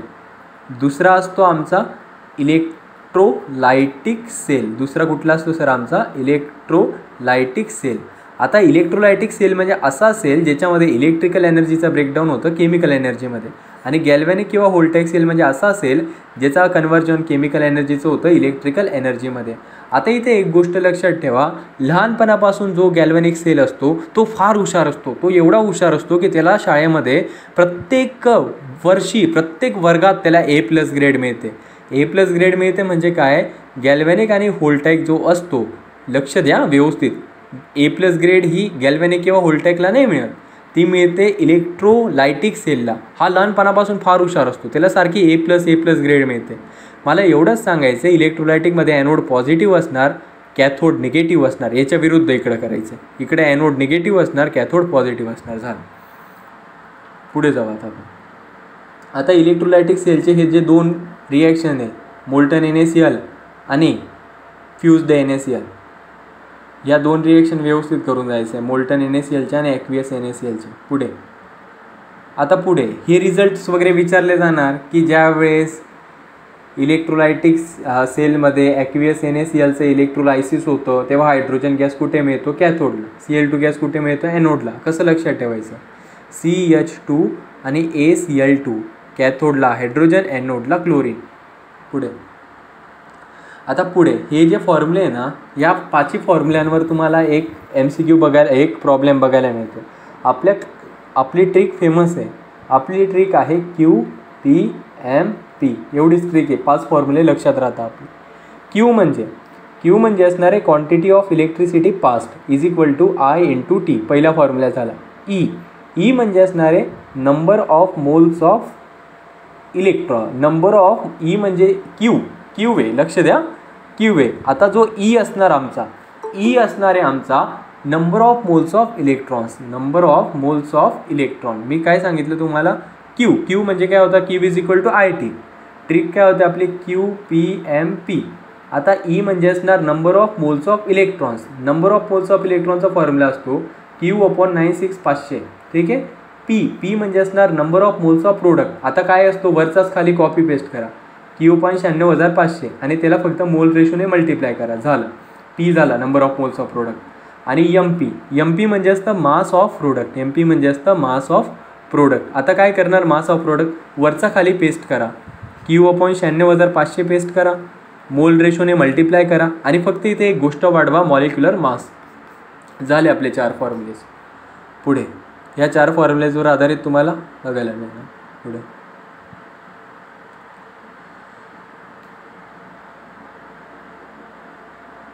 पुढे गॅल्व्हॅनिक किंवा व्होल्टाईक साल्ट ब्रिज उद्या बघायला मिळणार म्हणजे मिळणारच. विद्यार्थ्यांनो, तुम्हाला जर का तुमचा पेपर थोडा एक्स्ट्रा ऑर्डिनरी करायचा असणार, साल्ट ब्रिज काय लिहून यायचं माहिती तुम्हाला, मला माहिती तुम्ही केलं आहे, हा प्रश्न कोणी सोडत नाही. साल्ट ब्रिज तुम्ही व्यवस्थित डेफिनेशन लिहून येणार, त्याचं कंपोजिशन काय ते लिहून येणार, त्याचं फंक्शन लिहून येणार. ठीक आहे. अनेक विद्यार्थी डायग्रॅम काढणार. तुम्हाला डायग्रॅम काढून यायचे ना. तुम्ही जर का डायग्रॅम काढून आला तर तुम्हाला कन्फ्यूज कोणाला नाही करायचे? एक्झामिनरला. तुम्ही जर का एक्झामिनरला त्रास दिला, समजायचे तुमचा त्रास होणार आहे. तुम्ही जर का त्याला एकदम आनंदी ठेवलं तर समजायचे चांगले मार्क्स मिळणार. साल्ट ब्रिज लिहिला तुम्ही व्यवस्थित मुद्द्यांमध्ये, त्याचं कंपोजिशन लिहिलं, त्याचं फंक्शन लिहिलं, त्याच्यानंतर त्याचे युजेस लिहिले. फंक्शन युजेस तेच झालं सर, ओके, ह्या सर्व लिहिल्या. आणि त्याच्यानंतर खाली डायग्रॅम काढली एकदम व्यवस्थित हायलाइटेड करून. तो तुम्हाला डोळे बंद करून 3 पैकी 3 मार्क देऊन पुढे जाणार. त्याला त्रास देत बसायचं नाही, कारण की चीफ मॉडरेटर आणि मॉडरेटर हे येतात नंतर. त्याच्या अगोदर येतो आपला हा एक्झामिनर. त्याने जास्त दिले तर ते एक्झामिनर चीफ मॉडरेटर पण जास्त देण्याची प्रोबॅबिलिटी वाढते पुढे. आता पुढे महत्त्वाचं बघायला गेलं इकडं तर नस्ट इक्वेशन. नस्ट इक्वेशन कुठे आहे? हां, 2 मार्क्ससाठी अनेक वेळेस प्रत्येक वर्षी नस्ट इक्वेशन लिहायला आलेलं आहे. मग नस्ट इक्वेशन लिहायला लावलं तर हे लिहून यायचं आहे, E cell is equal to E naught cell वजा 0.0592 V upon N into log to the base N प्रोडक्टचं कॉन्सन्ट्रेशन अपॉन रिएक्टंटचं कॉन्सन्ट्रेशन. इथं प्रत्येक लिहून यायचं की ई नॉट सेल म्हणजे काय, standard electrode potential, E cell म्हणजे काय, इलेक्ट्रोड पोटेन्शियल, या सर्व, एन म्हणजे काय, नंबर ऑफ इलेक्ट्रॉन्स, या सर्व गोष्टी लिहून यायच्या पुढे. आता बघा, ई नॉट सेल जो स्टँडर्ड इलेक्ट्रोड पोटेन्शियल असतो त्याचा फॉर्म्युला असतो E not cathode minus E not anode. E not cathode minus E not anode.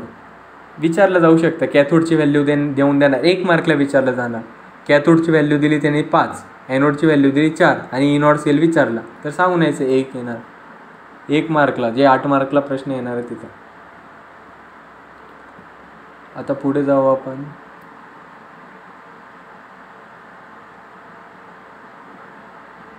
S-H-E म्हणजे काय असणार आहे? स्टँडर्ड हायड्रोजन इलेक्ट्रोड, ज्याच्या माध्यमातून आपण दुसऱ्या कुठल्याही सेलची जी इलेक्ट्रोड पोटेन्शियल फाइंड करू शकतो त्याला एस-एच-ई असं म्हटलं जातं. एस-एच-ईचं एवढं लक्षात ठेवा आणि डायग्राम लक्षात ठेवा. पुढे ड्राय सेलची डायग्राम 2 मार्कला येणार. ड्राय सेलची डायग्राम आणि रिॲक्शन व्यवस्थित करून जायचे, 2 मार्कला येणार. पुढे मला ह्या वर्षी 4 मार्कला प्रश्न इथून दिसतोय तो मी तुम्हाला सांगून टाकतो. लेड स्टोरेज बॅटरी 4 मार्कला प्रश्न येण्याची शक्यता अत्यंत वाटते, अत्यंत वाढते. याला सोडून जाऊ नका, एकदम सोपा आहे, एकदम सोपा सेल आहे. आता काय थोडं सांगतो मी तुम्हाला काय कसं लक्षात ठेवणार. एकदम सोपा सेल आहे. आता पण नाही केलं असणार तर तुम्ही वाचू शकता. आता लक्ष द्या, ऑक्सिडेशन होणार ॲनोडवर, रिडक्शन होणार कॅथोडवर. ऑक्सिडेशन होणार ॲनोडवर, रिडक्शन होणार कॅथोडवर. ॲनोड जो आहे तो लेडचा आहे आणि इथं कॅथोड जो आहे तो लेड डायऑक्साईडचा आहे. ठीक आहे, इथं 2 रिॲक्शन होणार. विद्यार्थ्यांनो, ही रिॲक्शन बघा आणि ही रिॲक्शन बघा, दोन्हींमध्ये एक रिॲक्शन कॉमन आले का सर? हो सर, दिसते आम्हाला कॉमन. व्हेरी गुड, म्हणजे हे आमचं काम इथं संपलं. Pb+2SO4 gives PbSO4. दोन्ही रिॲक्शन दोन्ही केसमध्ये का आल्या सर? इथं कसं लक्षात ठेवा? अरे Pb आहे तो Pb+2 आणि 2 इलेक्ट्रॉन देणार, बस झालं ना. आणि खालची रिॲक्शन झाली ना तुझी पाठ. Pb+2+2 प्लस SO4 वजा 2 गिव्स PbSO4. या दोन्ही रिॲक्शन कुठे होणार? ॲनोडवर होणार. आणि ॲनोडवर काय होतं? ऑक्सिडेशन झालं येतं. पुढे सर मग कॅथोडचं काय होणार? अरे कॅथोडवर होतं रिडक्शन. आता सर मग तिथं कसं लक्षात ठेवायचं? आता बघा लक्षात आहे, तिथं लक्षात ठेवायचं तुम्हाला PbO2 तो घेतो 4H+ आणि त्याच्या निम्मे इलेक्ट्रॉन घेतो म्हणजे 2 इलेक्ट्रॉन्स.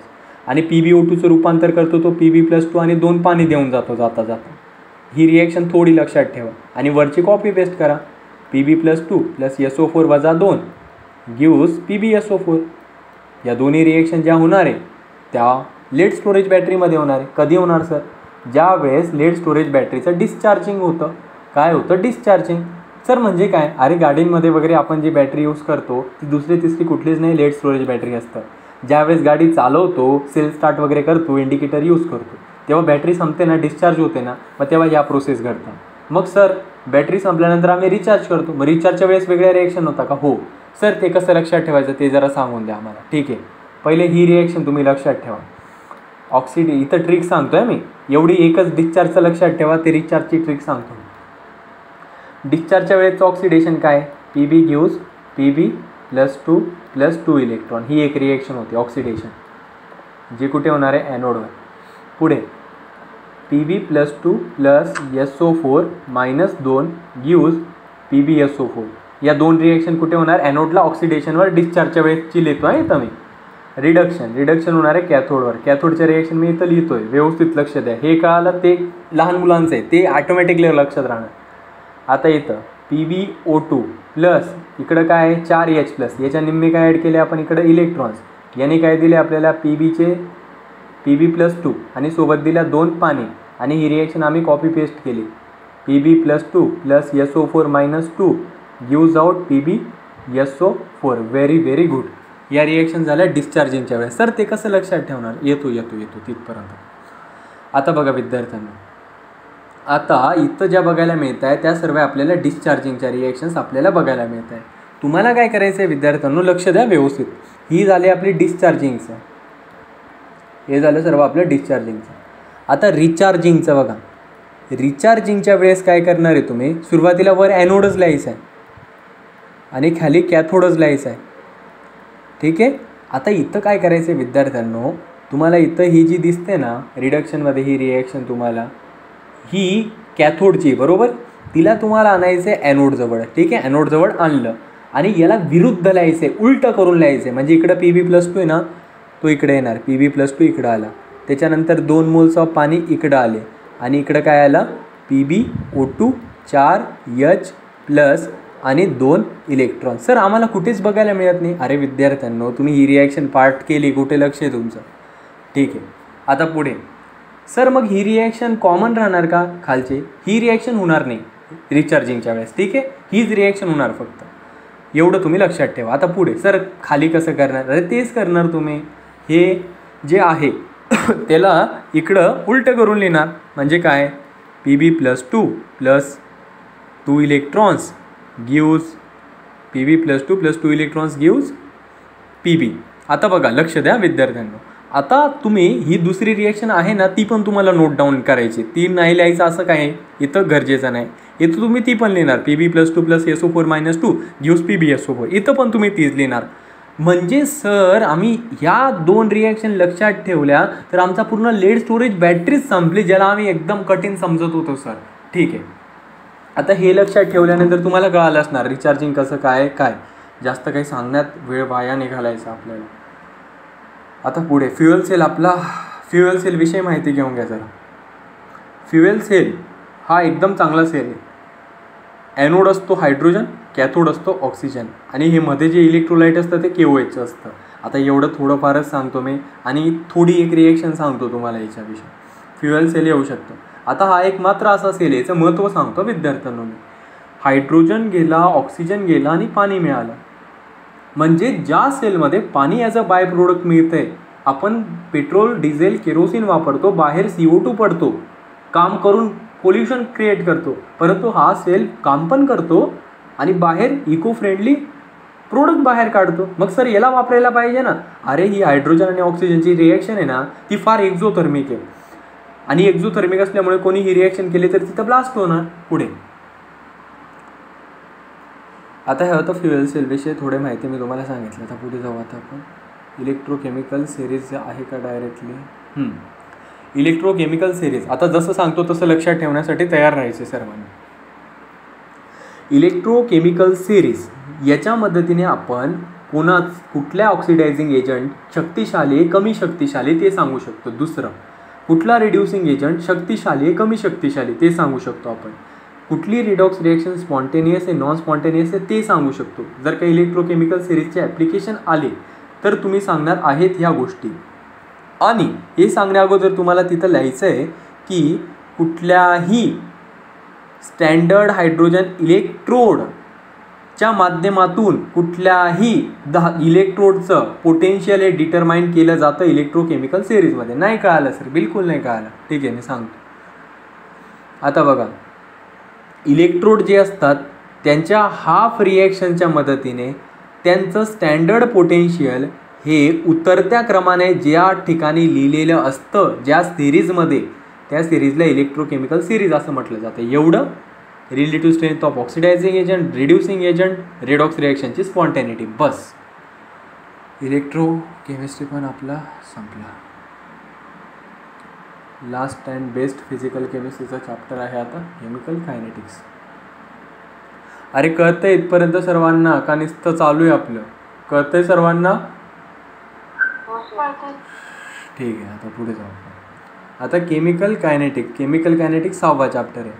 आता याच्यामध्ये तुम्हाला बघायला मिळणार ॲव्हरेज रेट लॉ. ठीक आहे, कुठल्याही केमिकल रिॲक्शनचा जो रेट असतो त्याला आपण 3 पद्धतीने डिटरमाइन करतो. एक असते ॲव्हरेज रेट मेथड, एक असते इन्स्टंटेनियस रेट मेथड आणि एक असते रेट लॉ. या 3 पद्धतीमधून, या 3 वेजने आपण कुठल्याही रिॲक्शनचा रेट हा डिटरमाइन करतो. मी एक जस्ट छोटीशी तुम्हाला ट्रिक सांगतोय जेणेकरून तुम्हाला हा प्रश्न आला तर यायला पाहिजे. इमॅजिन करा ए हा बी सोबत रिॲक्ट करतो आणि C+D मिळवतोय. आता हा जो AB असणार आहे तो असणार आहे रिॲक्टंट, हा जो CD असणार आहे तो असणार आहे प्रोडक्ट. विद्यार्थ्यांनो, जशी जशी रिॲक्शन होणार आहे तशी तशी ABची मात्रा कमी कमी कमी कमी होत जाणार आणि CDची मात्रा वाढत वाढत जाणार. म्हणजे रिॲक्टंटचं कॉन्सन्ट्रेशन कमी होणार आणि प्रोडक्टचं कॉन्सन्ट्रेशन हे वाढणार. याचा आपल्याला आता डिटरमाइन करायचं आहे रेट. आता रेट डिटरमाइन करायचं आहे म्हणजे कुठली रिॲक्शन लवकर होते, कुठली रिॲक्शन हळूवार होते.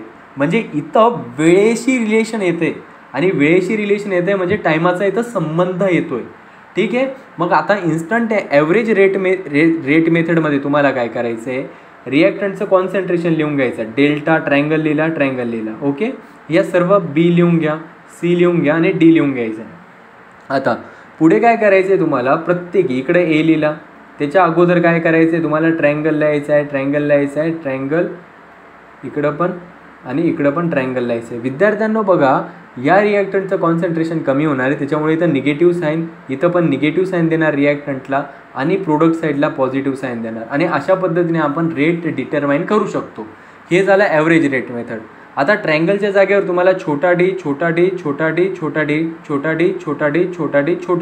छोटा बदल रिप्रेझेंट करायचा आहे. त्याला म्हणणार आपण इन्स्टंटेनियस मेथड. आणि ज्या वेळेस आता झाल्या 2 मेथड्स, आता रेट लॉ काय सांगतोय समजा. रेट लॉ सांगतोय आपल्याला की कुठल्याही रिॲक्शनचा जो रेट असतो तो फक्त आणि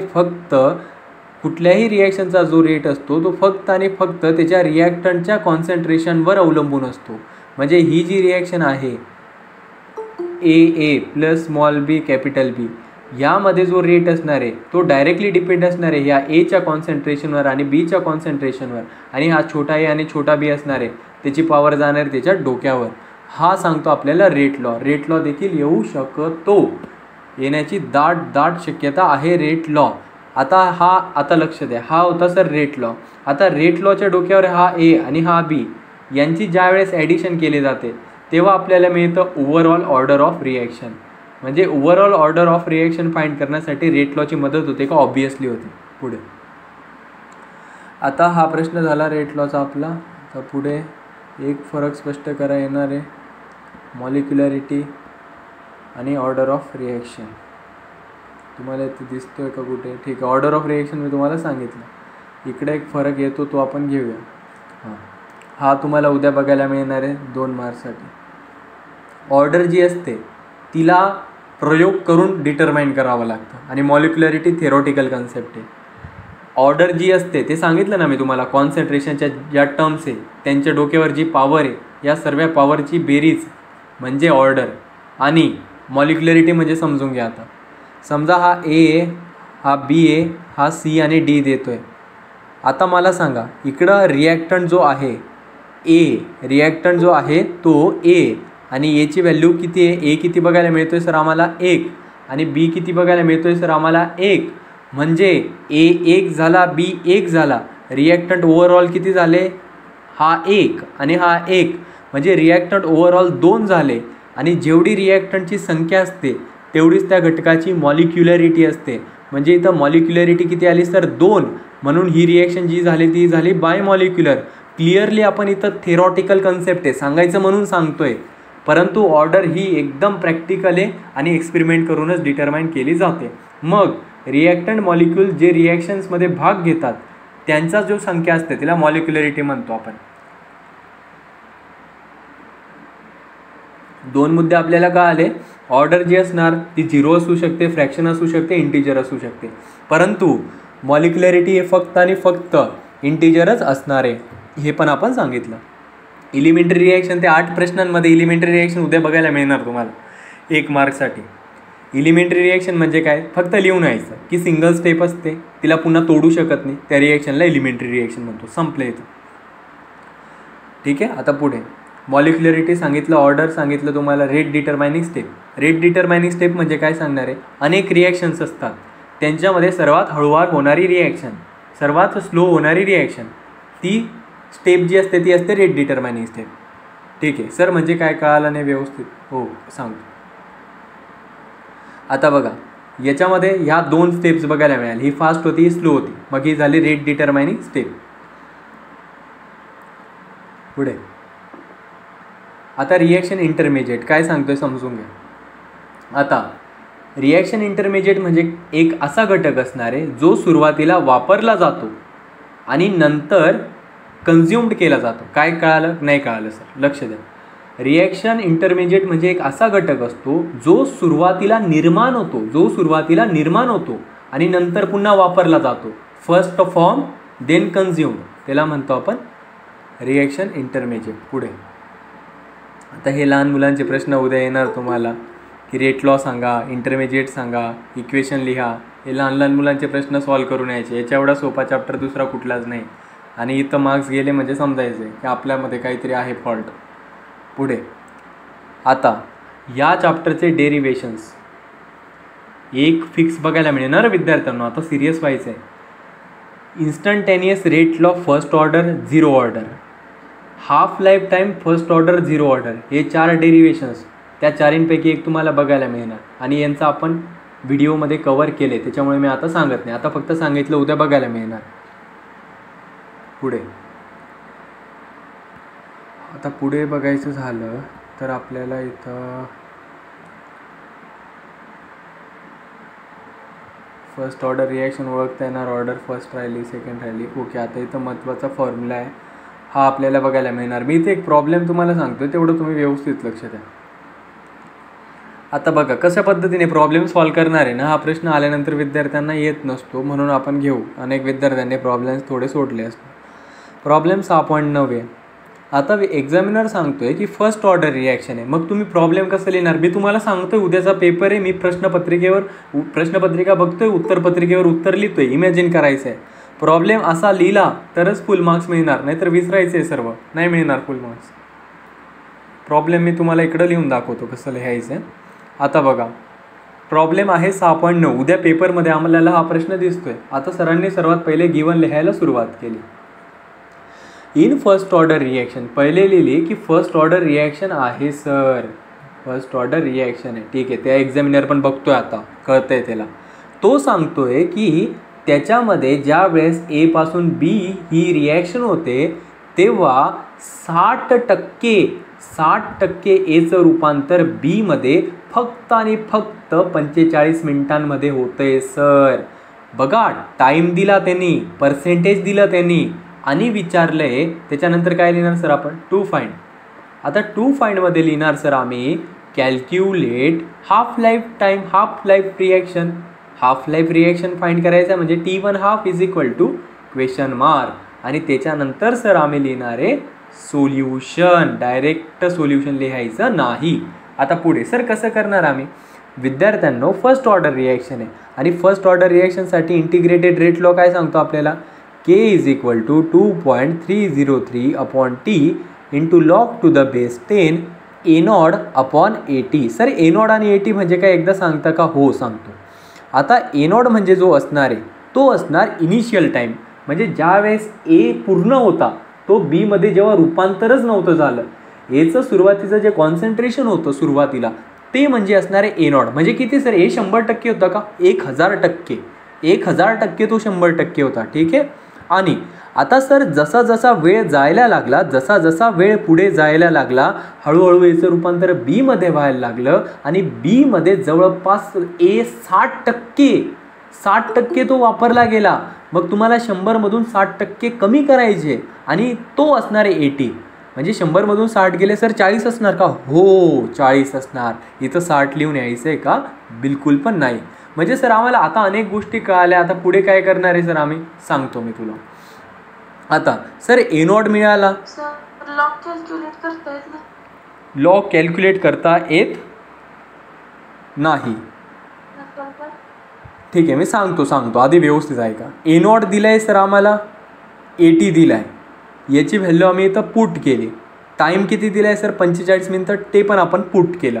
आता 100/40 याची व्हॅल्यू आली 2.5. 2.5चा लॉग असतो 0.3979. आता हे लहान मुलांच्या गोष्टी तुम्ही मल्टिप्लाय केले आणि आपल्याकडे केची व्हॅल्यू आली. कसली व्हॅल्यू आली सर आमच्याकडे? केची. कसली व्हॅल्यू आली? केची.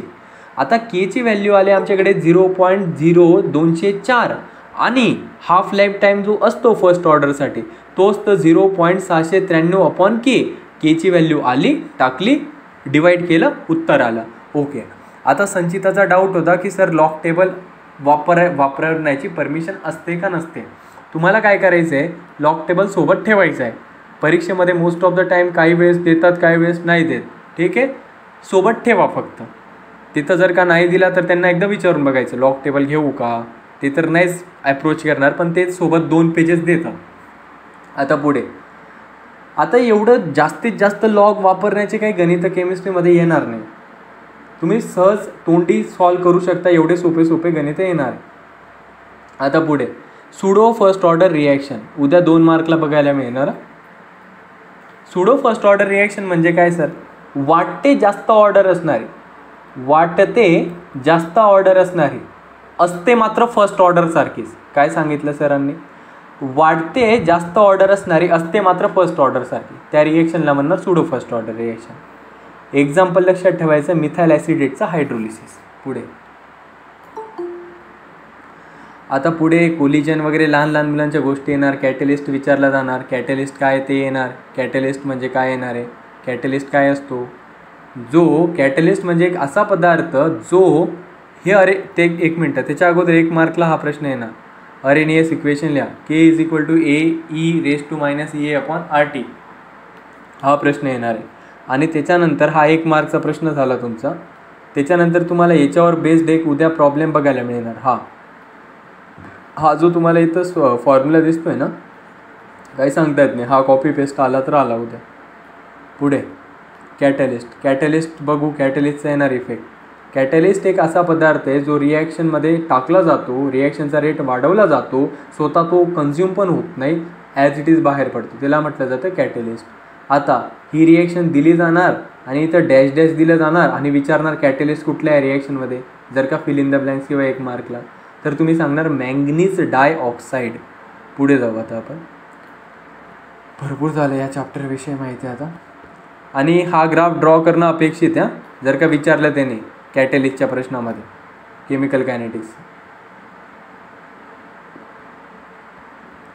7वा चॅप्टर. 7व्या चॅप्टरमध्ये काय काय येणार सर?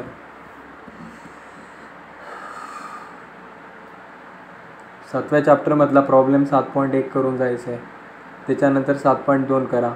ही ऑर्डर व्यवस्थित करून जा, 1 मार्क. हे इनऑर्गॅनिकचे 8 प्रश्न आहे ना तुमचे शॉर्ट सेक्शन एमधले, जे शॉर्ट आन्सर क्वेश्चन इनऑर्गॅनिकचे मोस्ट ऑफ असणार आहे. पुढे आता इथं मी तुम्हाला काही फिक्स प्रश्न सांगतो आज कुठले करायचे काय नाही.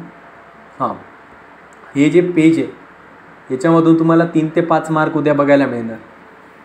एक तर विचारलं जाणार ॲनॅमलस बिहेवियर ऑफ ऑक्सिजन, एक तर विचारलं जाणार ॲनॅमलस बिहेवियर ऑफ फ्लोरीन. ॲनॅमलस म्हणजे काय? एकदम युनिक, एकदम म्हणतो ना आपण विभिन्न. आता काय लिहून येणार आहे? ऑक्सिजन हा बाकी एलिमेंट्सपेक्षा वेगळी प्रॉपर्टी शो करतो, फ्लोरीन हा बाकी एलिमेंट्सपेक्षा वेगळी प्रॉपर्टी शो करतो. आता का शो करतो? कारण की त्याची साईज छोटी, इलेक्ट्रोनेगेटिव्हिटी जास्त, डी ऑर्बिटलची कमतरता. ठीक आहे, सेम गोष्टी इथं तिन्ही रिपीट. आणि इथे एक 4थी गोष्ट ॲड करणार, FF डिसोसिएशन बॉन्ड एन्थॅल्पी कमी. 2 पैकी 1 येणार किंवा दोन्ही पण विचारले जाणार. काय सांगताय? पुढे जाऊ आता.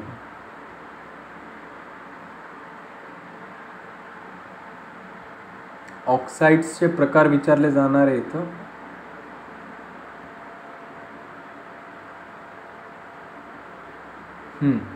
हा एक प्रॉब्लेम व्यवस्थित करून जा. 7.7. त्याच्यानंतर 7.7 टेबल करून जा, फरक स्पष्ट करा. आता इकडं कसलं आहे ते स्ट्रक्चर विचारू शकता. Draw the structure of sulphuric acid, sulphurous acid. 4 acid नावं लक्षात ठेवू शकता तुम्ही कुठलेही. आता पुढे जाऊ आपण. आता विचारलं गेलं, एक्झामिनरने विचारलं तुम्हाला की कुठला हॅलोजन सर्वात जास्त ऑक्झो ॲसिड्स फॉर्म करतो, सर्वात जास्त विचारलं आहे, तर तुम्ही सांगणार आहे सर्वात जास्त ऑक्झो ॲसिड्स कोण तयार करतो? क्लोरीन. आणि विचारलं सर्वात कमी कोण शो करतो, तर सांगणार आहे फ्लोरीन. पुढे ऑक्साईडचे प्रकार विचारले जाणार. ऑक्साईडचे मुख्य 4 प्रकार असणार.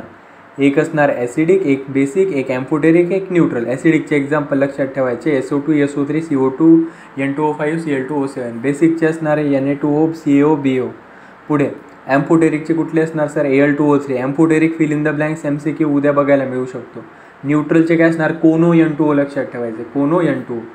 पुढे ओझोनच्या रिलेटेड एक प्रश्न बघायला मिळणार, बाय चान्स तो हा असू शकतो, किंवा ओझोनची ब्लिचिंग प्रॉपर्टी विचारले जाणार. पुढे मला मान्य आहे की आपण भरपूर वेळ लेक्चर चालू आहे, ठीक आहे, पण काही अडचण नाही, आपल्याला घेऊया आपण. ओझोन लेअरचं डिप्लिशन विचारलं जातं. डिप्लिशन समजून घ्यायचं आहे कसं होणार. जेट एअरवेज आहे, जेट आहे, सुपरसॉनिक जेट्स आहे, ते वर आकाशात उडत आहे, ते NO बाहेर सोडत आहे, ते ओझोनसोबत कॉन्टॅक्टमध्ये येत आहे. ओझोनमधला O3चं ब्रेकडाऊन होतं आहे. O3 काय करतो आहे? स्वतःजवळचा एक NOला देतो आहे, म्हणजे NO2 तयार झाला, O3चं रूपांतर झालं O2मध्ये, म्हणजे ओझोन राहिला नाही, तो ऑक्सिजन झाला. मग असं करत करत हळूहळू पूर्ण वातावरणाला काय होतात? होल्स. ओझोन राहत नाही, ऑक्सिजन होतो आणि UV रेडिएशन्स पृथ्वीवर येतात. ओझोन लेअरचं डिप्लिशन झालं. एवढं करून जा व्यवस्थित जरा. ओझोनचं स्ट्रक्चर करून जायचं. त्यांच्यामधला बॉन्ड अँगल 128 बॉन्ड अँगल 117 असतो आणि बॉन्ड लेंथ 128 पिकोमीटर. ओझोनचे वापर वगैरे करून जायचं, त्या लहान मुलांच्या गोष्टी करून जायच्या. आता महत्त्वाचा प्रश्न, कॉन्टॅक्ट प्रोसेस येणार होत्या. ही जी कॉन्टॅक्ट प्रोसेस आहे सल्फ्युरिक ॲसिडची निर्मिती करण्यासाठी, ही प्रोसेस येणार होत्या. पुढे क्लोरीनसाठी कुठली प्रोसेस यूज केली जाते? क्लोरीनचं नाव का पडलं क्लोरीन? कारण की त्याचा ग्रीनिश येलो कलर असतो. पुढे 1 मार्कचा एक MCQ बघायला मिळणार तुम्हाला, डेकॉन्स प्रोसेस. क्लोरीन तयार करायची असणार तर आपल्याला डेकॉन्स प्रोसेस यूज करावी लागते. इथं बघू शकता, डेकॉन्स प्रोसेस करून जा 1 मार्क. पुढे जाऊ आता आपण.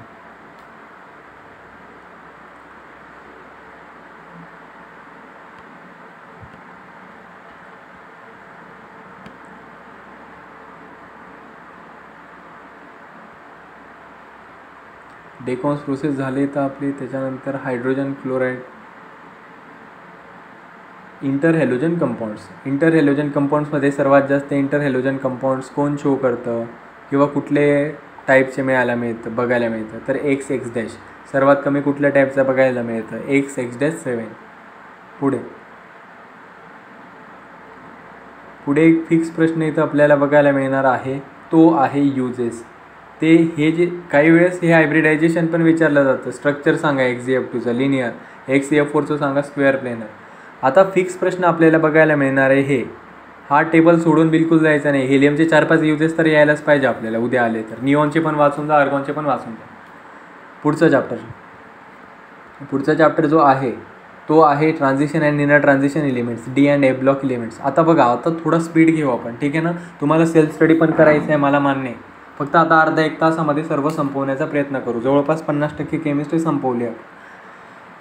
आता पुढे जाऊ. फक्त आता जसं आहे तसंच थांबणार तर फायदा होणार आहे.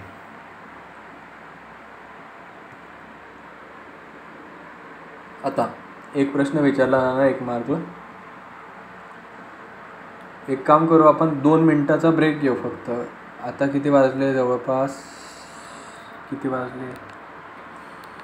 10 वाजले ना.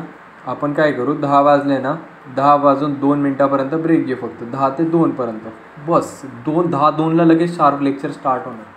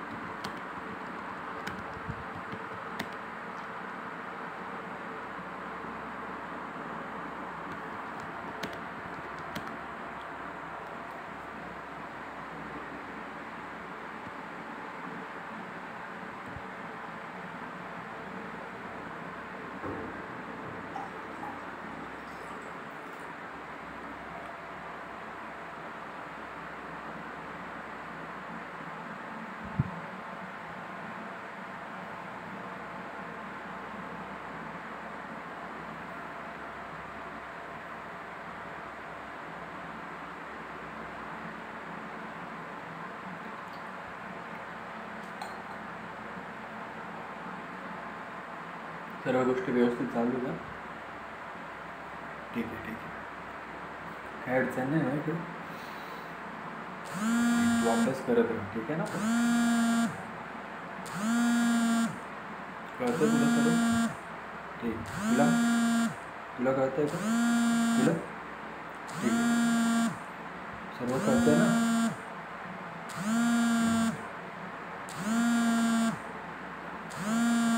उद्या हेच प्रश्न बघायला त्याच्यामुळे व्यवस्थित अभ्यास करा.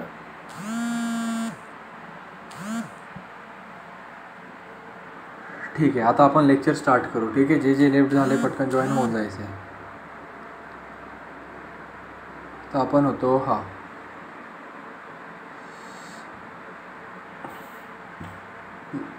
आता 1 मार्कला प्रश्न कुठला येणार सर?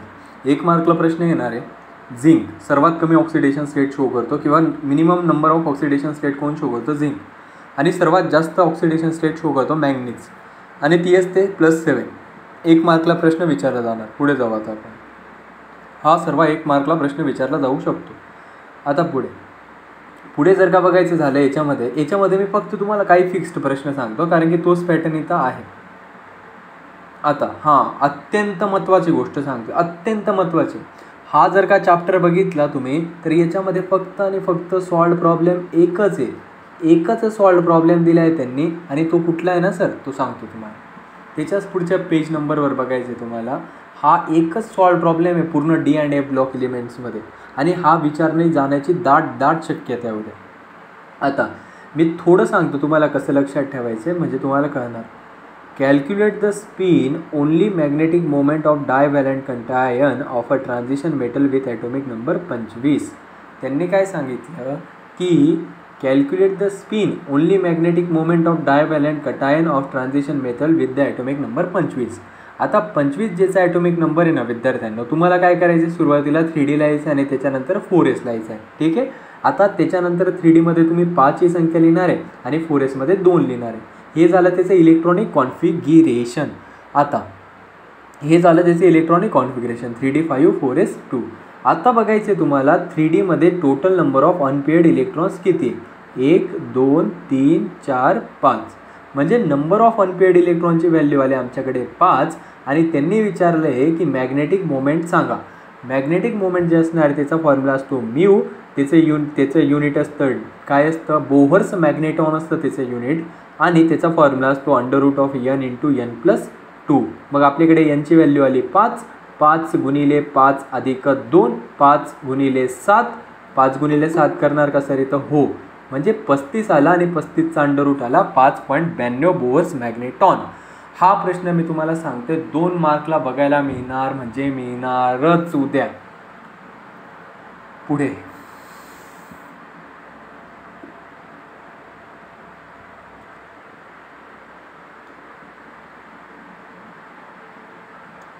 एक्झामिनर विचारणार तुम्हाला 1 मार्कला येतं की ओळखा फेरस अलॉय कोण आहे आणि नॉन फेरस अलॉय कुठली? फेरस अलॉय म्हणजे काय? त्याच्या नावातच अर्थ आहे. ज्याच्यामध्ये लोखंड असणार अशी अलॉय फेरस अलॉय, ज्याच्यामध्ये लोखंडच नाही नॉन फेरस अलॉय. सर म्हणजे एक्झाम्पल विचारणार म्हणजे काय? विचारणार निकेल स्टील फेरस आहे का नॉन फेरस आहे? सांगणार ferrous. Chromium ferrous, stainless steel ferrous, copper झिंकची अलॉय ब्रास नॉन फेरस. ठीक आहे, अशा पद्धतीने 1 मार्क झालं इथं. आता पुढे या सर्वच गोष्टी महत्त्वाच्या आहे. K2Cr2O7 KMnO4 potassium परमॅग्नेट potassium dichromate. इथं एवढी एक गोष्ट करा फक्त महत्त्वाची वाटते आपल्याला. K2Cr2O7 जो आहे त्याला कशी निर्मिती केली जाते, कसं प्रिपेअर केलं जातं हे येऊ शकतं. ठीक आहे ना. जेव्हा पण K2Cr2O7ची निर्मिती करायची असते तेव्हा आपण क्रोमाइट ओव्हर घेतो. क्रोमाइट ओव्हर जो असतो त्याचा फॉर्म्युला असतो FeOCr2O3. याची रिॲक्शन आपण सोडियम कार्बोनेटसोबत करतो आणि त्याच्यामध्ये आपण थोड्या प्रमाणामध्ये हवा जाऊ देतो. म्हणजे FeOCr2O3 आला, Na2CO3 आला आणि एअरमधला ऑक्सिजन आला. हे जेव्हा सर्वांची रिॲक्शन होते तेव्हा Na2CrO4ची निर्मिती होते. त्याच्यानंतर ह्या Na2CO4ला खाली आणलं जातं, त्याची रिॲक्शन सल्फ्युरिक ॲसिडसोबत केली जाते. त्याच्यानंतर इथं आपल्याला सोडियम डायक्रोमेट म्हणजेच Na2Cr2O7 मिळतो आणि जेव्हा या Na2Cr2O7ची रिॲक्शन पोटॅशियम क्लोराईडसोबत केली जाते त्यावेळेस फायनली आम्हाला K2Cr2O7 मिळतो. एवढं तुम्ही लक्षात ठेवू शकता की पोटॅशियम डायक्रोमेटची निर्मिती कशापासून केली जाते. या थोड्या थोड्या गोष्टी डी ब्लॉकच्या फिजिकल प्रॉपर्टीज. आता एक प्रश्न सांगतो तुम्हाला, इथला फिक्स प्रश्न. आता हे लहान मुलांचं करून द्यायचं आहे. पायरोमेटॅलर्जी म्हणजे काय, हायड्रोमेटॅलर्जी म्हणजे काय, इलेक्ट्रोमेटॅलर्जी म्हणजे काय. हे आयनचा ओव्हर कुठला असणार, 1 मार्क MCQ हेमेटाइट. कॉपरचा ओव्हर कुठला असणार, चाल्कोपायराइट चाल्कोसाइट. झिंकचा झिंक ब्लेंड. आवाज येतोय, आवाज येतोय सर्वांना, बघा जरा आवाज, म्हणजे प्रॉपर आवाज येत नाही. हे पहा, आता आपण काय करतोय, मी आता माईक यूज करतोय, ठीक आहे. आता जर का तुम्हाला आवाज आला नाही तर तुम्ही मला तिथं मेसेज करून सांगायचे, कारण की मला तुमचा आवाज येणार नाही, पण माझा तुम्हाला क्लिअर आवाज येणार आहे. मी जेव्हा बोलणार आवाज येतोय का नाही येते मला मेसेजमध्ये सर्वांनी सांगायचे, आवाज येतोय का नाही.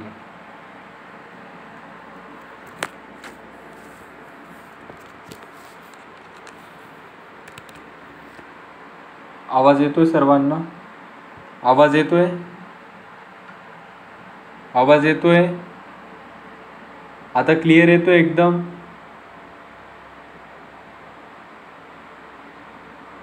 आता क्लिअर येतोय का एकदम, ठीक आहे, व्हेरी व्हेरी गुड. आता लक्ष द्या सर्वांनी, जर का बाय चान्स जर का ब्रेक झाला तर मला लगेच कॉल करा, अन्यथा आपला वेळ वाया जायला नको. आता पुढे जाऊ.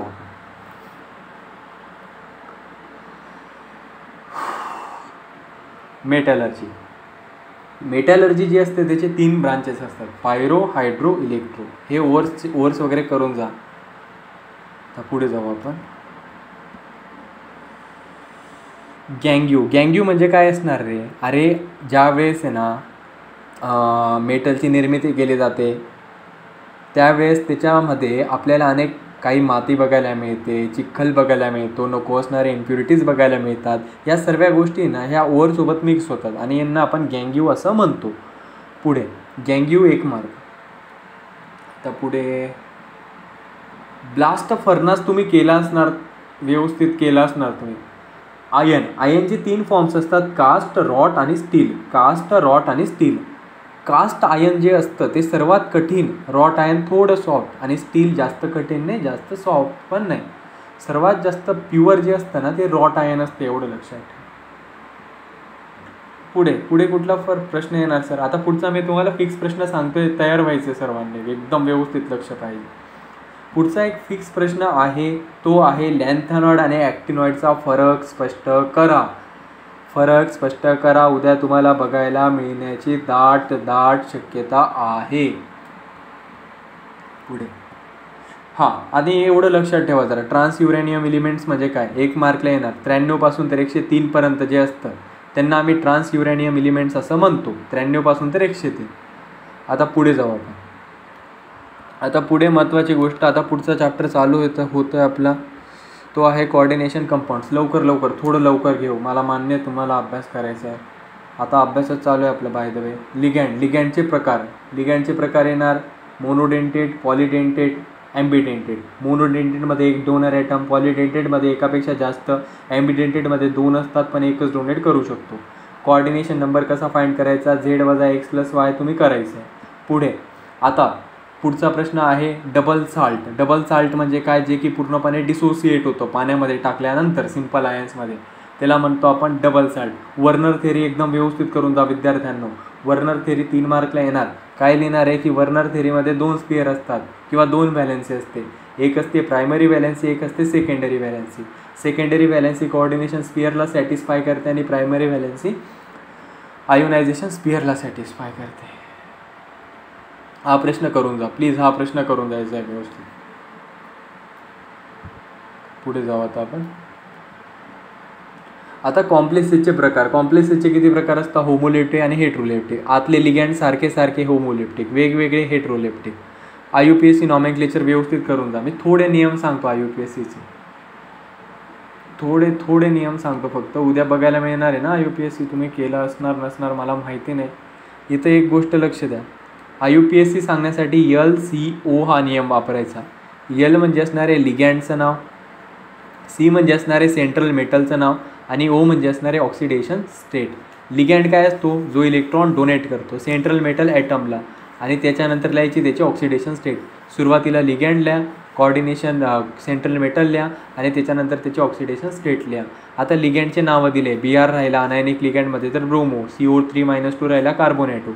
एक एक्झाम्पल घेऊ आणि पुढे जाऊ. आता बघा, इमॅजिन करा आता आपल्याकडे एक कॉम्प्लेक्स आहे. कॉम्प्लेक्स एचे नावं 2 ते 3 मार्क्सला येतात. आता इमॅजिन करा हा आपल्याकडे निकेल आहे, त्याच्यानंतर आपल्याकडे सायनाइडचे आयन्स 4 आहे आणि या कॉम्प्लेक्सच्या डोक्यावर 2- चार्ज आहे. आता याच्यामध्ये हा जो निकेल आहे तो तर सेंट्रल मेटल ॲटम आहे आणि हे जे CN4 आहे ते आहेत लिगँड. मग सुरुवातीला लिगँडचं नाव लिहायचं सूत्रानुसार. लिगँड 4 आहे म्हणून टेट्रा, CN आहे म्हणून सायनो. आता निकेल आहे, काय याचं नाव निकेल.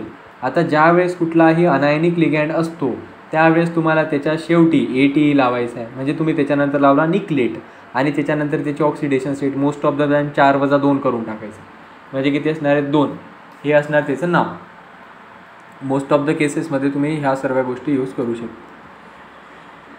पुढे effective atomic number Z - X + Y. आयसोमर्सचे प्रकार क्लासिफिकेशन एकदम गरजेचं म्हणजे गरजेचं सांगतो. पुढे जाऊ आता आपण. पुढे आता यामध्ये फिक्स विचारण्यासारखे प्रश्न आहे ते आहे आपल्या आयसोमर्स तर झाले सिस आणि ट्रान्स. सिस जास्त स्टेबल असतो का, ट्रान्स जास्त स्टेबल असतो, तर ट्रान्स जास्त स्टेबल असतो. पुढे व्हीबीटी थेरीने काय सांगितलं, त्याचं हायब्रिडायझेशन सांगितलं कॉम्प्लेक्सेसचं. आता बघा हा प्रश्न येणार सर, आम्ही ह्या प्रश्नाला कसं अटेम्प्ट करायचं. हा प्रश्न आला तर विद्यार्थ्यांना हा प्रश्न येणार आहे, तुमच्या माहितीसाठी सांगतो आहे. कसं करणार सर आम्ही, हा प्रश्न आला तर तुम्हाला एक माझ्यासोबत सूत्र लक्षात ठेवायचं. हा एक प्रकार आहे ना, हा प्रश्नांचा जो प्रकार आहे ना तो मी एक प्रश्न तुम्हाला सांगतो, लागू द्या वेळ लागू द्या, काही होत नाही आपल्याला, फक्त उद्या आपल्याला कुठलाच पश्चाताप व्हायला नको. आता बघा तुम्हाला जी गोष्ट सांगतो तेवढी लक्षात ठेवायची इथं. आता तुम्हाला लो स्पिन, जर का लो स्पिन दिलेलं राहिलं तर तुम्हाला पेअरिंग करायची. लो स्पिन दिलेलं राहिलं तर पेअरिंग करायचे, परंतु ज्यावेळेस हाय स्पिन दिलेलं राहणार त्यावेळेस तुम्ही पेअरिंग करणार नाही. हे एक नियम का आला सर आम्हाला. दुसरं तुम्हाला इलेक्ट्रॉनिक कॉन्फिगरेशन लक्षात ठेवायचे 21 पासून तर 30 पर्यंत. म्हणजे सर आता बघा SCGTV को मत फे को नी कू जी, ठीक आहे. ही ट्रिक बघा. आता SCचा ॲटॉमिक नंबर 21, 22, 23, 24, 25, 26, 27, 28, 29, 30. ओके. आता पुढे काय करायचे सर आम्हाला. आता तुम्ही इथं बघा कोबाल्ट आहे सर, कोबाल्टचा ॲटॉमिक नंबर किती आला सर 27.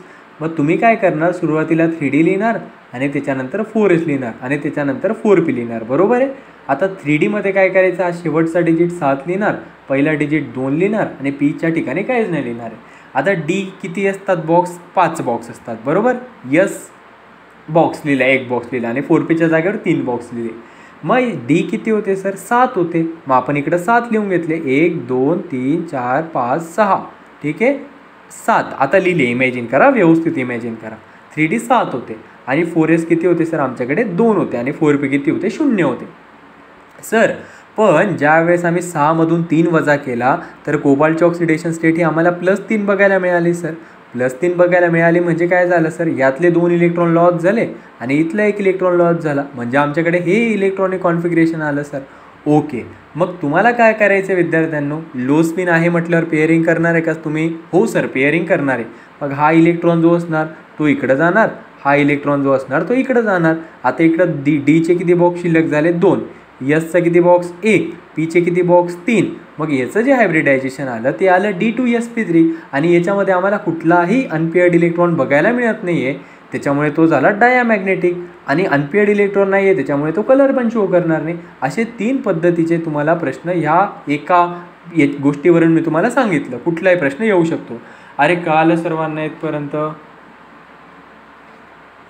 काल मेसेज करून सांगा मला, मी रिपीट करणार सारखं. ठीक आहे. आता आपण पुढे जाऊ. कळालं आहे मोस्ट ऑफ द स्टुडंट्सला. येणार हा प्रश्न उद्या बघायला मिळणार आहे तुम्हाला. आता पुढे हा झाला, हे झालं. आता पुढे जाऊ आपण. आता बघा हे एवढं लक्षात ठेवायचं आहे CFT म्हणजे काय? CFTने सांगितलं क्रिस्टल फील्ड थिअरी. त्याच्यामध्ये त्याने काय सांगितलं, ही जी डी ऑर्बिटल असते त्याचं स्प्लिटिंग होतं, ब्रेकडाऊन होतं. स्प्लिटिंग झालेलं त्याचं 2 बॉक्समध्ये होतं, वर 2 बॉक्स असतात आणि खाली 3 बॉक्स असतात. त्यांनी 2 कॉम्प्लेक्सेससाठी सांगितलं. एक होता टेट्राहेड्रल कॉम्प्लेक्स आणि एक होता ऑक्टाहेड्रल कॉम्प्लेक्स. ऑक्टाहेड्रल कॉम्प्लेक्समध्ये तुम्हाला 2 बॉक्स वर दाखवायचे, 3 बॉक्स खाली दाखवायचे. टेट्राहेड्रलमध्ये 3 बॉक्स वर दाखवायचे, 2 बॉक्स खाली दाखवायचे. इकडं EG लिहायचं, इकडं T2G लिहायचं. ठीक आहे. वर जे असणार EG त्यांची एनर्जी जास्त असते, खाली जे असतात T2G त्यांची एनर्जी कमी असते. ओके. आणि यांच्यामध्ये जे स्प्लिटिंग होतं, यांच्यामध्ये स्प्लिटिंग होण्यासाठी जी गोष्ट रिस्पॉन्सिबल असते त्याला म्हटलं जातं CFSE, crystal field splitting energy. बस एवढंच सांगतो मी. CFT व्यवस्थित करून जायचं आहे. आता पुढे जाऊ. आता आपण लवकर वेळ अत्यंत आता आपल्याकडे कमी आहे. आता पुढे हॅलोजन डेरिव्हेटिव्ह. आता आपण आलो आहे 14व्या चॅप्टरवर, 10व्या चॅप्टरवर ऑर्गॅनिक केमिस्ट्री आपली सुरू होते. आता ऑर्गॅनिक केमिस्ट्रीमध्ये विद्यार्थ्यांनो मी रिॲक्शनविषयी तुम्हाला आता एक शब्द सांगणार नाही. रिॲक्शनविषयी मी तुम्हाला एक गोष्ट पण सांगणार नाही. फक्त काही महत्त्वाचे प्रश्न सोडले तर, कारण की ह्या सर्व डिस्कस केले मी तुमच्या एका व्हिडिओमध्ये. मी आता फक्त तुम्हाला इथं फिक्स प्रश्न सांगतो कुठले कुठले येणार आहे. आता एक प्रश्न येणार, हा व्यवस्थित करून द्या. ROH + HX gives RX + H2. ठीक आहे. एक प्रोसेस येणार आहे ग्रूज प्रोसेस, व्यवस्थित करून द्या ही रिॲक्शन. पुढे आता इथून मी फक्त फिक्स प्रश्न सांगणार, कारण की हे ऑलरेडी आपण डिस्कस केलं आहे व्हिडिओजमध्ये. लुकास रिएजंटचा फॉर्म्युला येणार 1 मार्कला. त्याच्यानंतर कुठलं येणार सर? मॉर्कोनिफ अँटी मॉर्कोनिफ रूल पण आपण डिस्कस केला 1 शॉटमध्ये, रिॲक्शनच्या 1 शॉटमध्ये आपण डिस्कस केला. विद्यार्थ्यांना हा प्रश्न पण आपण डिस्कस केला आहे व्हिडिओमध्ये, रिॲक्शनच्या व्हिडिओमध्ये. हा प्रश्न उद्या बघायला मिळणार आहे तुम्हाला. पुढे फिंकल्स्टेन रिॲक्शन, स्वार्ट्स रिॲक्शन तर फिक्स प्रश्न आहे 2 मार्क. त्याच्यानंतर एक फिक्स प्रश्न मी तुम्हाला डायरेक्टली सांगतोय. SN1 आणि ह्या ज्या रिॲक्शन आहेत त्या आपण सांगितल्या आपण. SN1 आणि SN2 मेकॅनिझम, SN1 आणि SN2 मेकॅनिझम 4 मार्कला प्रश्न येणार आहे. 4 मार्क व्यवस्थित दोन्ही करून द्यायचं आहे. पुढे ही जी रिॲक्शन दिसते तुम्हाला डिहायड्रोहॅलोजिनेशन, याच्यामध्ये आपण सेटझेप रूलनुसार कोण जास्त फॉर्म होणार कोण कमी फॉर्म होणार ते सांगितले, ते येणार. ती रिॲक्शन अत्यंत महत्त्वाची आहे. त्याच्यानंतर Wurtz reaction, Wurtz Fittig reaction आणि फिटिक रिॲक्शन, तिन्ही रिॲक्शन एकदम 100%. पुढे याच्यामध्ये DDT अत्यंत महत्त्वाचा आहे आणि फ्रिऑन, या दोन्ही अत्यंत महत्त्वाचे. पुढे जाऊ आपण. पुढचा जो चॅप्टर आहे तो आहे अल्कोहोल फिनॉल इथर. मी आत्ताच सांगतोय तुम्हाला 2-3 प्रश्न याच्यापैकी बघायला मिळणार. क्लासिफिकेशनचा एक प्रश्न बघायला मिळणार आहे. क्लासिफिकेशनमध्ये तुम्हाला एक बघायला मिळणार, क्लासिफाय द अल्काइल हलाइड. पहिला प्रश्न, अल्काइल हलाइडचं वर्गीकरण सांगा. दुसरं, अल्कोहोलचं वर्गीकरण सांगा. तिसरं, इथरचं वर्गीकरण सांगा. चौथं, कीटोनचं वर्गीकरण सांगा. ठीक आहे. या 4 प्रश्नांपैकी उद्या एक प्रश्न तुम्हाला बघायला मिळणार म्हणजे मिळणारच. अल्काइल हलाइडचं, अल्कोहोलचं, इथरचं, कीटोनचं वर्गीकरण सांगा. पुढे आता पुढे बघायचं झालं तर अल्कोहोलमध्ये कुठले कुठले प्रश्न येणार सर? अल्कोहोलमध्ये, अल्कोहोल फिनॉलमध्ये. आता बघा इथरचं क्लासिफिकेशन सांगितलं मी तुम्हाला, हा येणार आहे. पुढे नॉमेनक्लेचर वगैरे लहान मुलांच्या गोष्टी तर येणार आहेत. आता याच्यामध्ये बघायचं झालं नेमिंग रिॲक्शन कुठली येणार सर? आता लक्ष द्या, महत्त्वाचा प्रश्न आहे. क्युमिनपासून फिनॉल कसा बनवणार? 3 मार्क एकदम फिक्स 3 मार्क. पुढे या ज्या रिॲक्शन आहेत त्या ऑलरेडी व्हिडिओमध्ये डिस्कस केल्या, बघायचं. त्याच्यानंतर पुढे लुकास रिएजंट सांगितलं ना कॉन्सेप्ट. लुकास रिएजंटचा वापर अल्कोहोलच्या टेस्टिंगसाठी केला जातो. लुकास रिएजंट काय असतं? 1 मार्क. पुढे सेटझेप रूल सांगितलं आहे तुम्हाला मी. त्याच्यानंतर अजून महत्त्वाचं सांगायचं झालं तर आपली ही रिॲक्शन व्यवस्थित करून जा. ज्यावेळेस फिनॉलची रिॲक्शन 3 मोल्स ऑफ Br2 सोबत केली जाते तेव्हा 2, 4, 6 पोझिशनला ब्रोमिन जातो, मग 2, 4, 6 ट्रायब्रोमो फिनॉल बघायला मिळतो. रिमर-टिमन रिॲक्शन आणि कोल्बेज रिॲक्शन करून जायचं. पुढे हा प्रश्न अनेक वेळेस येतो. ज्यावेळेस फिनॉलचं ऑक्सिडेशन केलं जातं क्रोमिक अनहायड्रेटच्या प्रेझेन्समध्ये त्यावेळेस काय मिळतो? पॅराबेन्झोक्विनोन. आणि ज्यावेळेस फिनॉलचं रिॲक्शन झिंकसोबत केलं जाणार, झिंक तलवारीसारखं काम करणार, त्याचे सर्व डबल बॉन्ड्स तोडून त्याच्यामधला OH तोडणार आणि तो बेन्झिनमध्ये रूपांतरित होणार. विलियमसन सिंथेसिस एक अशी रिॲक्शन आहे जी इस्टर बनविण्यासाठी वापरली जाते. परंतु इथे एक MCQ येणार की विलियम्सन रिॲक्शनमध्ये कोण वापरलं जात नाही, अराईल हॅलाइड वापरले जात नाही. पुढे अल्कोहोलमध्ये एवढंच महत्त्वाचं आहे, अत्यंत महत्त्वाचं आहे. आता पुढे जाऊ आपण. पुढचा चॅप्टर आहे aldehyde ketone carboxylic acid. Aldehyde ketone carboxylic ॲसिडमध्ये विद्यार्थ्यांनो तुम्हाला 2-3 गोष्टी मी सांगतोय जाता म्हणजे पटकन. कार्बोक्सिलिक ॲसिडचं क्लासिफिकेशन ॲलिफॅटिक, ॲरोमॅटिक, ठीक आहे. त्याच्यानंतर त्याचं नॉमेनक्लेचर करायचं आपल्याला. रिॲक्शन मी सांगतोय तुम्हाला. आता इथं आपल्या एक मिनटं थांबायचं सर्वांनी, फक्त 1 मिनटं थांबा.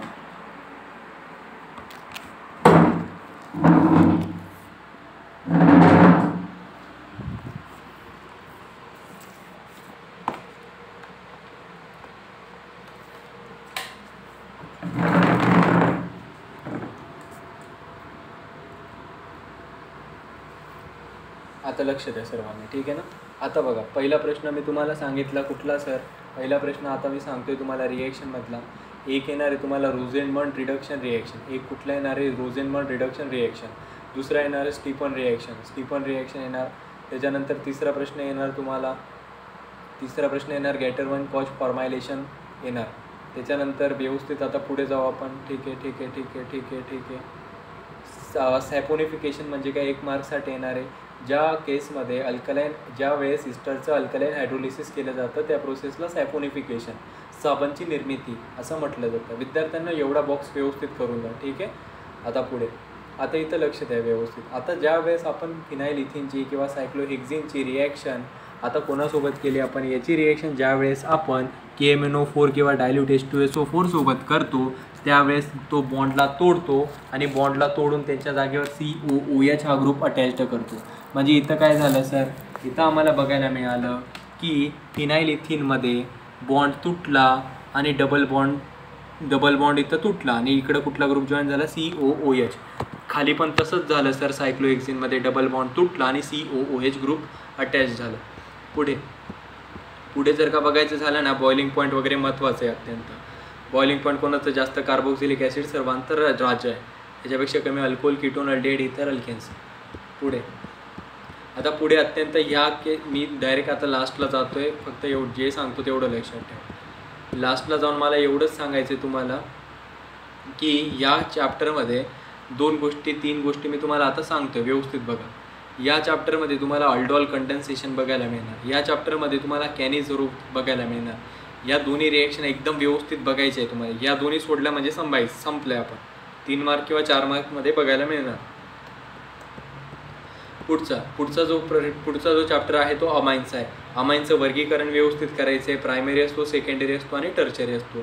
प्रायमरीमध्ये अमायनो म्हणतो, इमायनो म्हणतो आणि टर्चरी म्हणतो. अमायनो म्हणजे NH2, सेकंडरी म्हणजे NH आणि टर्चरी म्हणजे N. आता हा जो अमाइन्स आहे, अमाइन्सचा ही रिॲक्शन व्यवस्थित करा. रिॲक्शन विद्यार्थ्यांना आपण डिस्कस केले व्हिडिओमध्ये. लेक्चर झाल्या पटकन रिॲक्शन संपवून टाकायचे. गॅब्रियल थॅलेमाइड सिंथेसिस रिॲक्शन 4 मार्कला येणार किंवा 3 मार्कला येऊ शकते. पुढे जर का जायचं म्हटलं तर आपल्याला इथं हॉफमन्स इलिमिनेशन रिॲक्शन, हॉफमन्स ब्रोमोअमाइड डिग्रेडेशन रिॲक्शन, त्याच्यानंतर असायलेशन ऑफ अमाइन्स काही एवढं महत्त्वाचं नाही. ही रिॲक्शन व्यवस्थित करून जा. ही रिॲक्शन जी दिसते ना तुम्हाला, ज्या वेळेस अमाइनची रिॲक्शन HNO2 सोबत नायट्रस ॲसिड सोबत केली जाते तेव्हा NaNO2 आणि HClच्या प्रेझेन्समध्ये, तेव्हा NH2चं काय करायचं आहे? N2Cl करून टाकायचं आहे. ठीक आहे. N2Cl केल्यानंतर पाणी ॲड केल्यानंतर काय होणार आहे? H आणि OH जाणार आहे. H आणि OH गेल्यानंतर हा HCl कंबाईन होणार. हा OH जो असणार आहे तो बाहेर, हा OH जो असणार तो R सोबत कंबाईन होणार, ROH तयार होणार आणि बाहेर नायट्रोजन गॅस हा जाणार आहे. पुढे जर का बघायचं झालं तर इकडे लक्ष द्या. पॅराहायड्रॉक्सी अझोबेन्झिन जो असतो त्याचा कलर असतो कुठला कलर? ऑरेंज कलर असतो. आणि जो पॅरा अमायनो अझोबेन्झिन असतो त्याचा कलर असतो पिवळा कलर. पुढे हिन्सबर्ग रिएजंट 1 मार्कला विचारलं जाणार की बेन्झिन सल्फोनिल क्लोराईड जो असतो त्याला हिन्सबर्ग रिएजंट असं म्हटलं जातं. पुढे जर का बघायचं झालं तर झ्विटर आयन ओळखा असं येणार. मग तुम्हाला सांगायचं आहे की झ्विटर आयनच्या खाली SO3- आणि वर NH4+ आहे. हा आयन जो असणार झ्विटर आयन असणार. तुम्हाला लिहायला पण येऊ शकतो. आता पुढे बायोमॉलिक्युल्स म्हणजे काय? बायोमॉलिक्युलचं क्लासिफिकेशन येणार. आता लक्ष द्या, बायोमॉलिक्युलर क्लासिफिकेशन काय, मोनो, ऑलिगो आणि पॉली, या लहान मुलांच्या गोष्टी तुम्ही केल्या असणार असं मी कन्सिडर करतोय. मी क्लासिफिकेशन सांगितलं. आता लक्ष द्यायचं आहे. आता इथं हे जे मुलं सोडणार तो प्रश्न विचारणार एक्झामला. ही रिॲक्शन सुक्रोजपासून ग्लुकोज फ्रुक्टोज मिळतं, मग तो विचारणार की ग्लुकोज आणि फ्रुक्टोज सुक्रोजपासून कसं मिळतं, ती रिॲक्शन सांगा. ती रिॲक्शन सांगू शकतो तुम्ही. पुढे आता ते जे आपले टॉपर्स बॅचचे स्टुडंट आहेत त्यांना मी व्यवस्थित शिकवलेलं आहे एकदम. आता ग्लुकोज, स्टार्चपासून ग्लुकोज कसं मिळणार ते पण, ही पण प्रोसेस येणार, ही पण प्रोसेस येणार. या पेज आणि मागचं पेजवर जे आपण रिॲक्शन दिसत आहे त्या दोन्ही रिॲक्शन महत्त्वाच्या. ही रिॲक्शन पण येणार बायोमॉलिक्युल्समध्ये.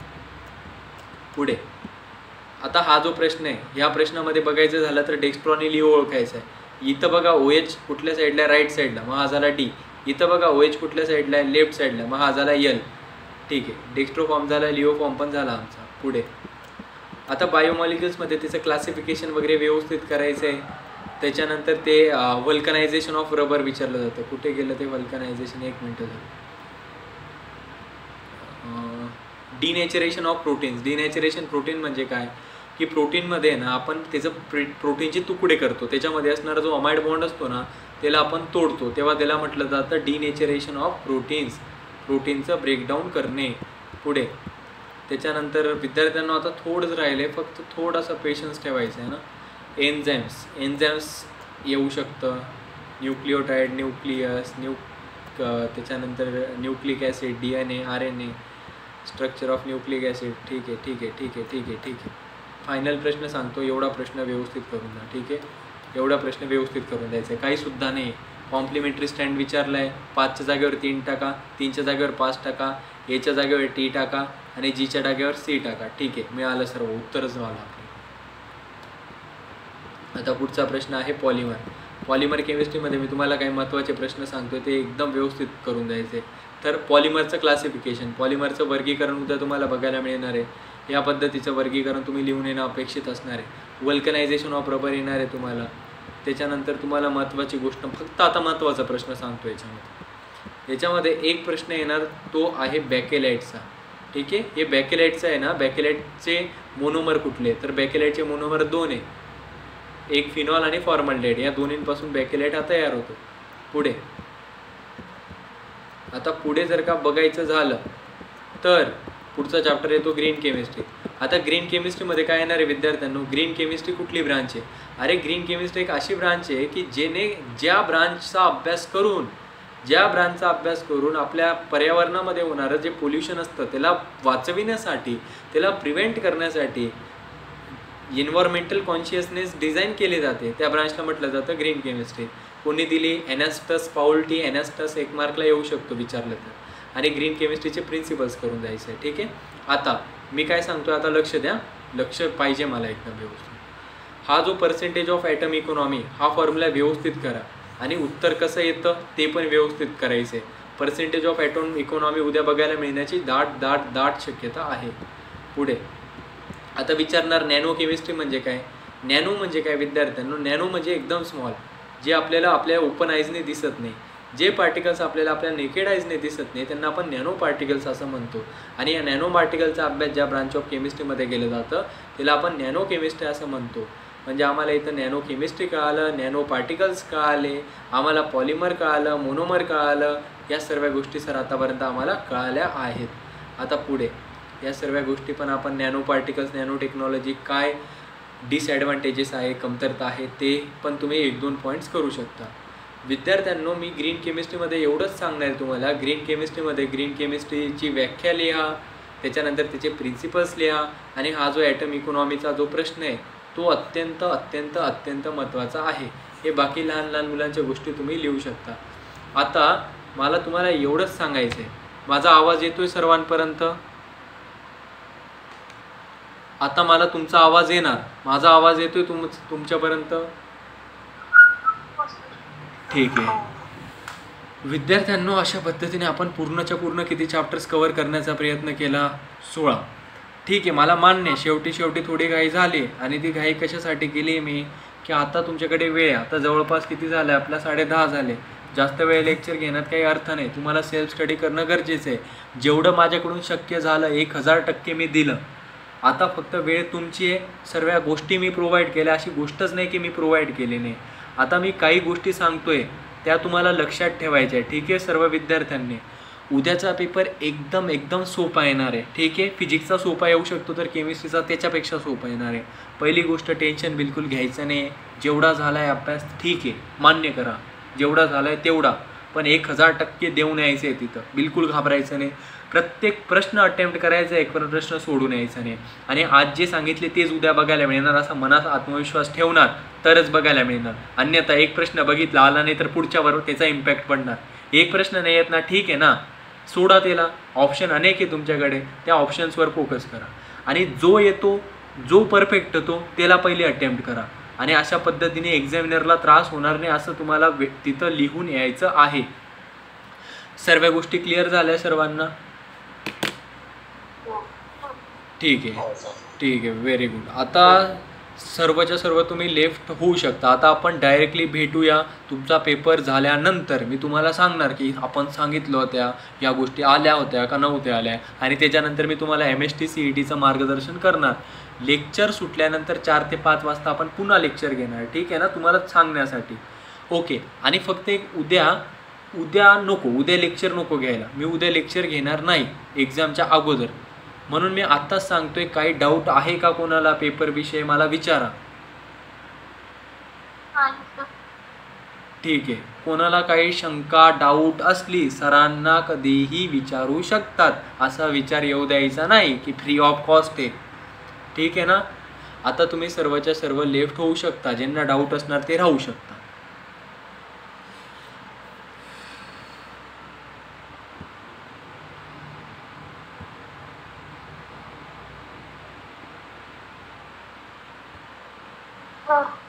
बोला. 2 मार्कचा क्वेश्चन आला आणि त्यामध्ये डेफिनेशन विचारलं आणि डिरायव्हेशन सांगितलं आणि फक्त डेफिनेशन लिहिली तर किती मार्क? म्हणजे 2 मार्कचा प्रश्न आला आहे, त्याच्यामध्ये डेफिनेशन पण विचारली आणि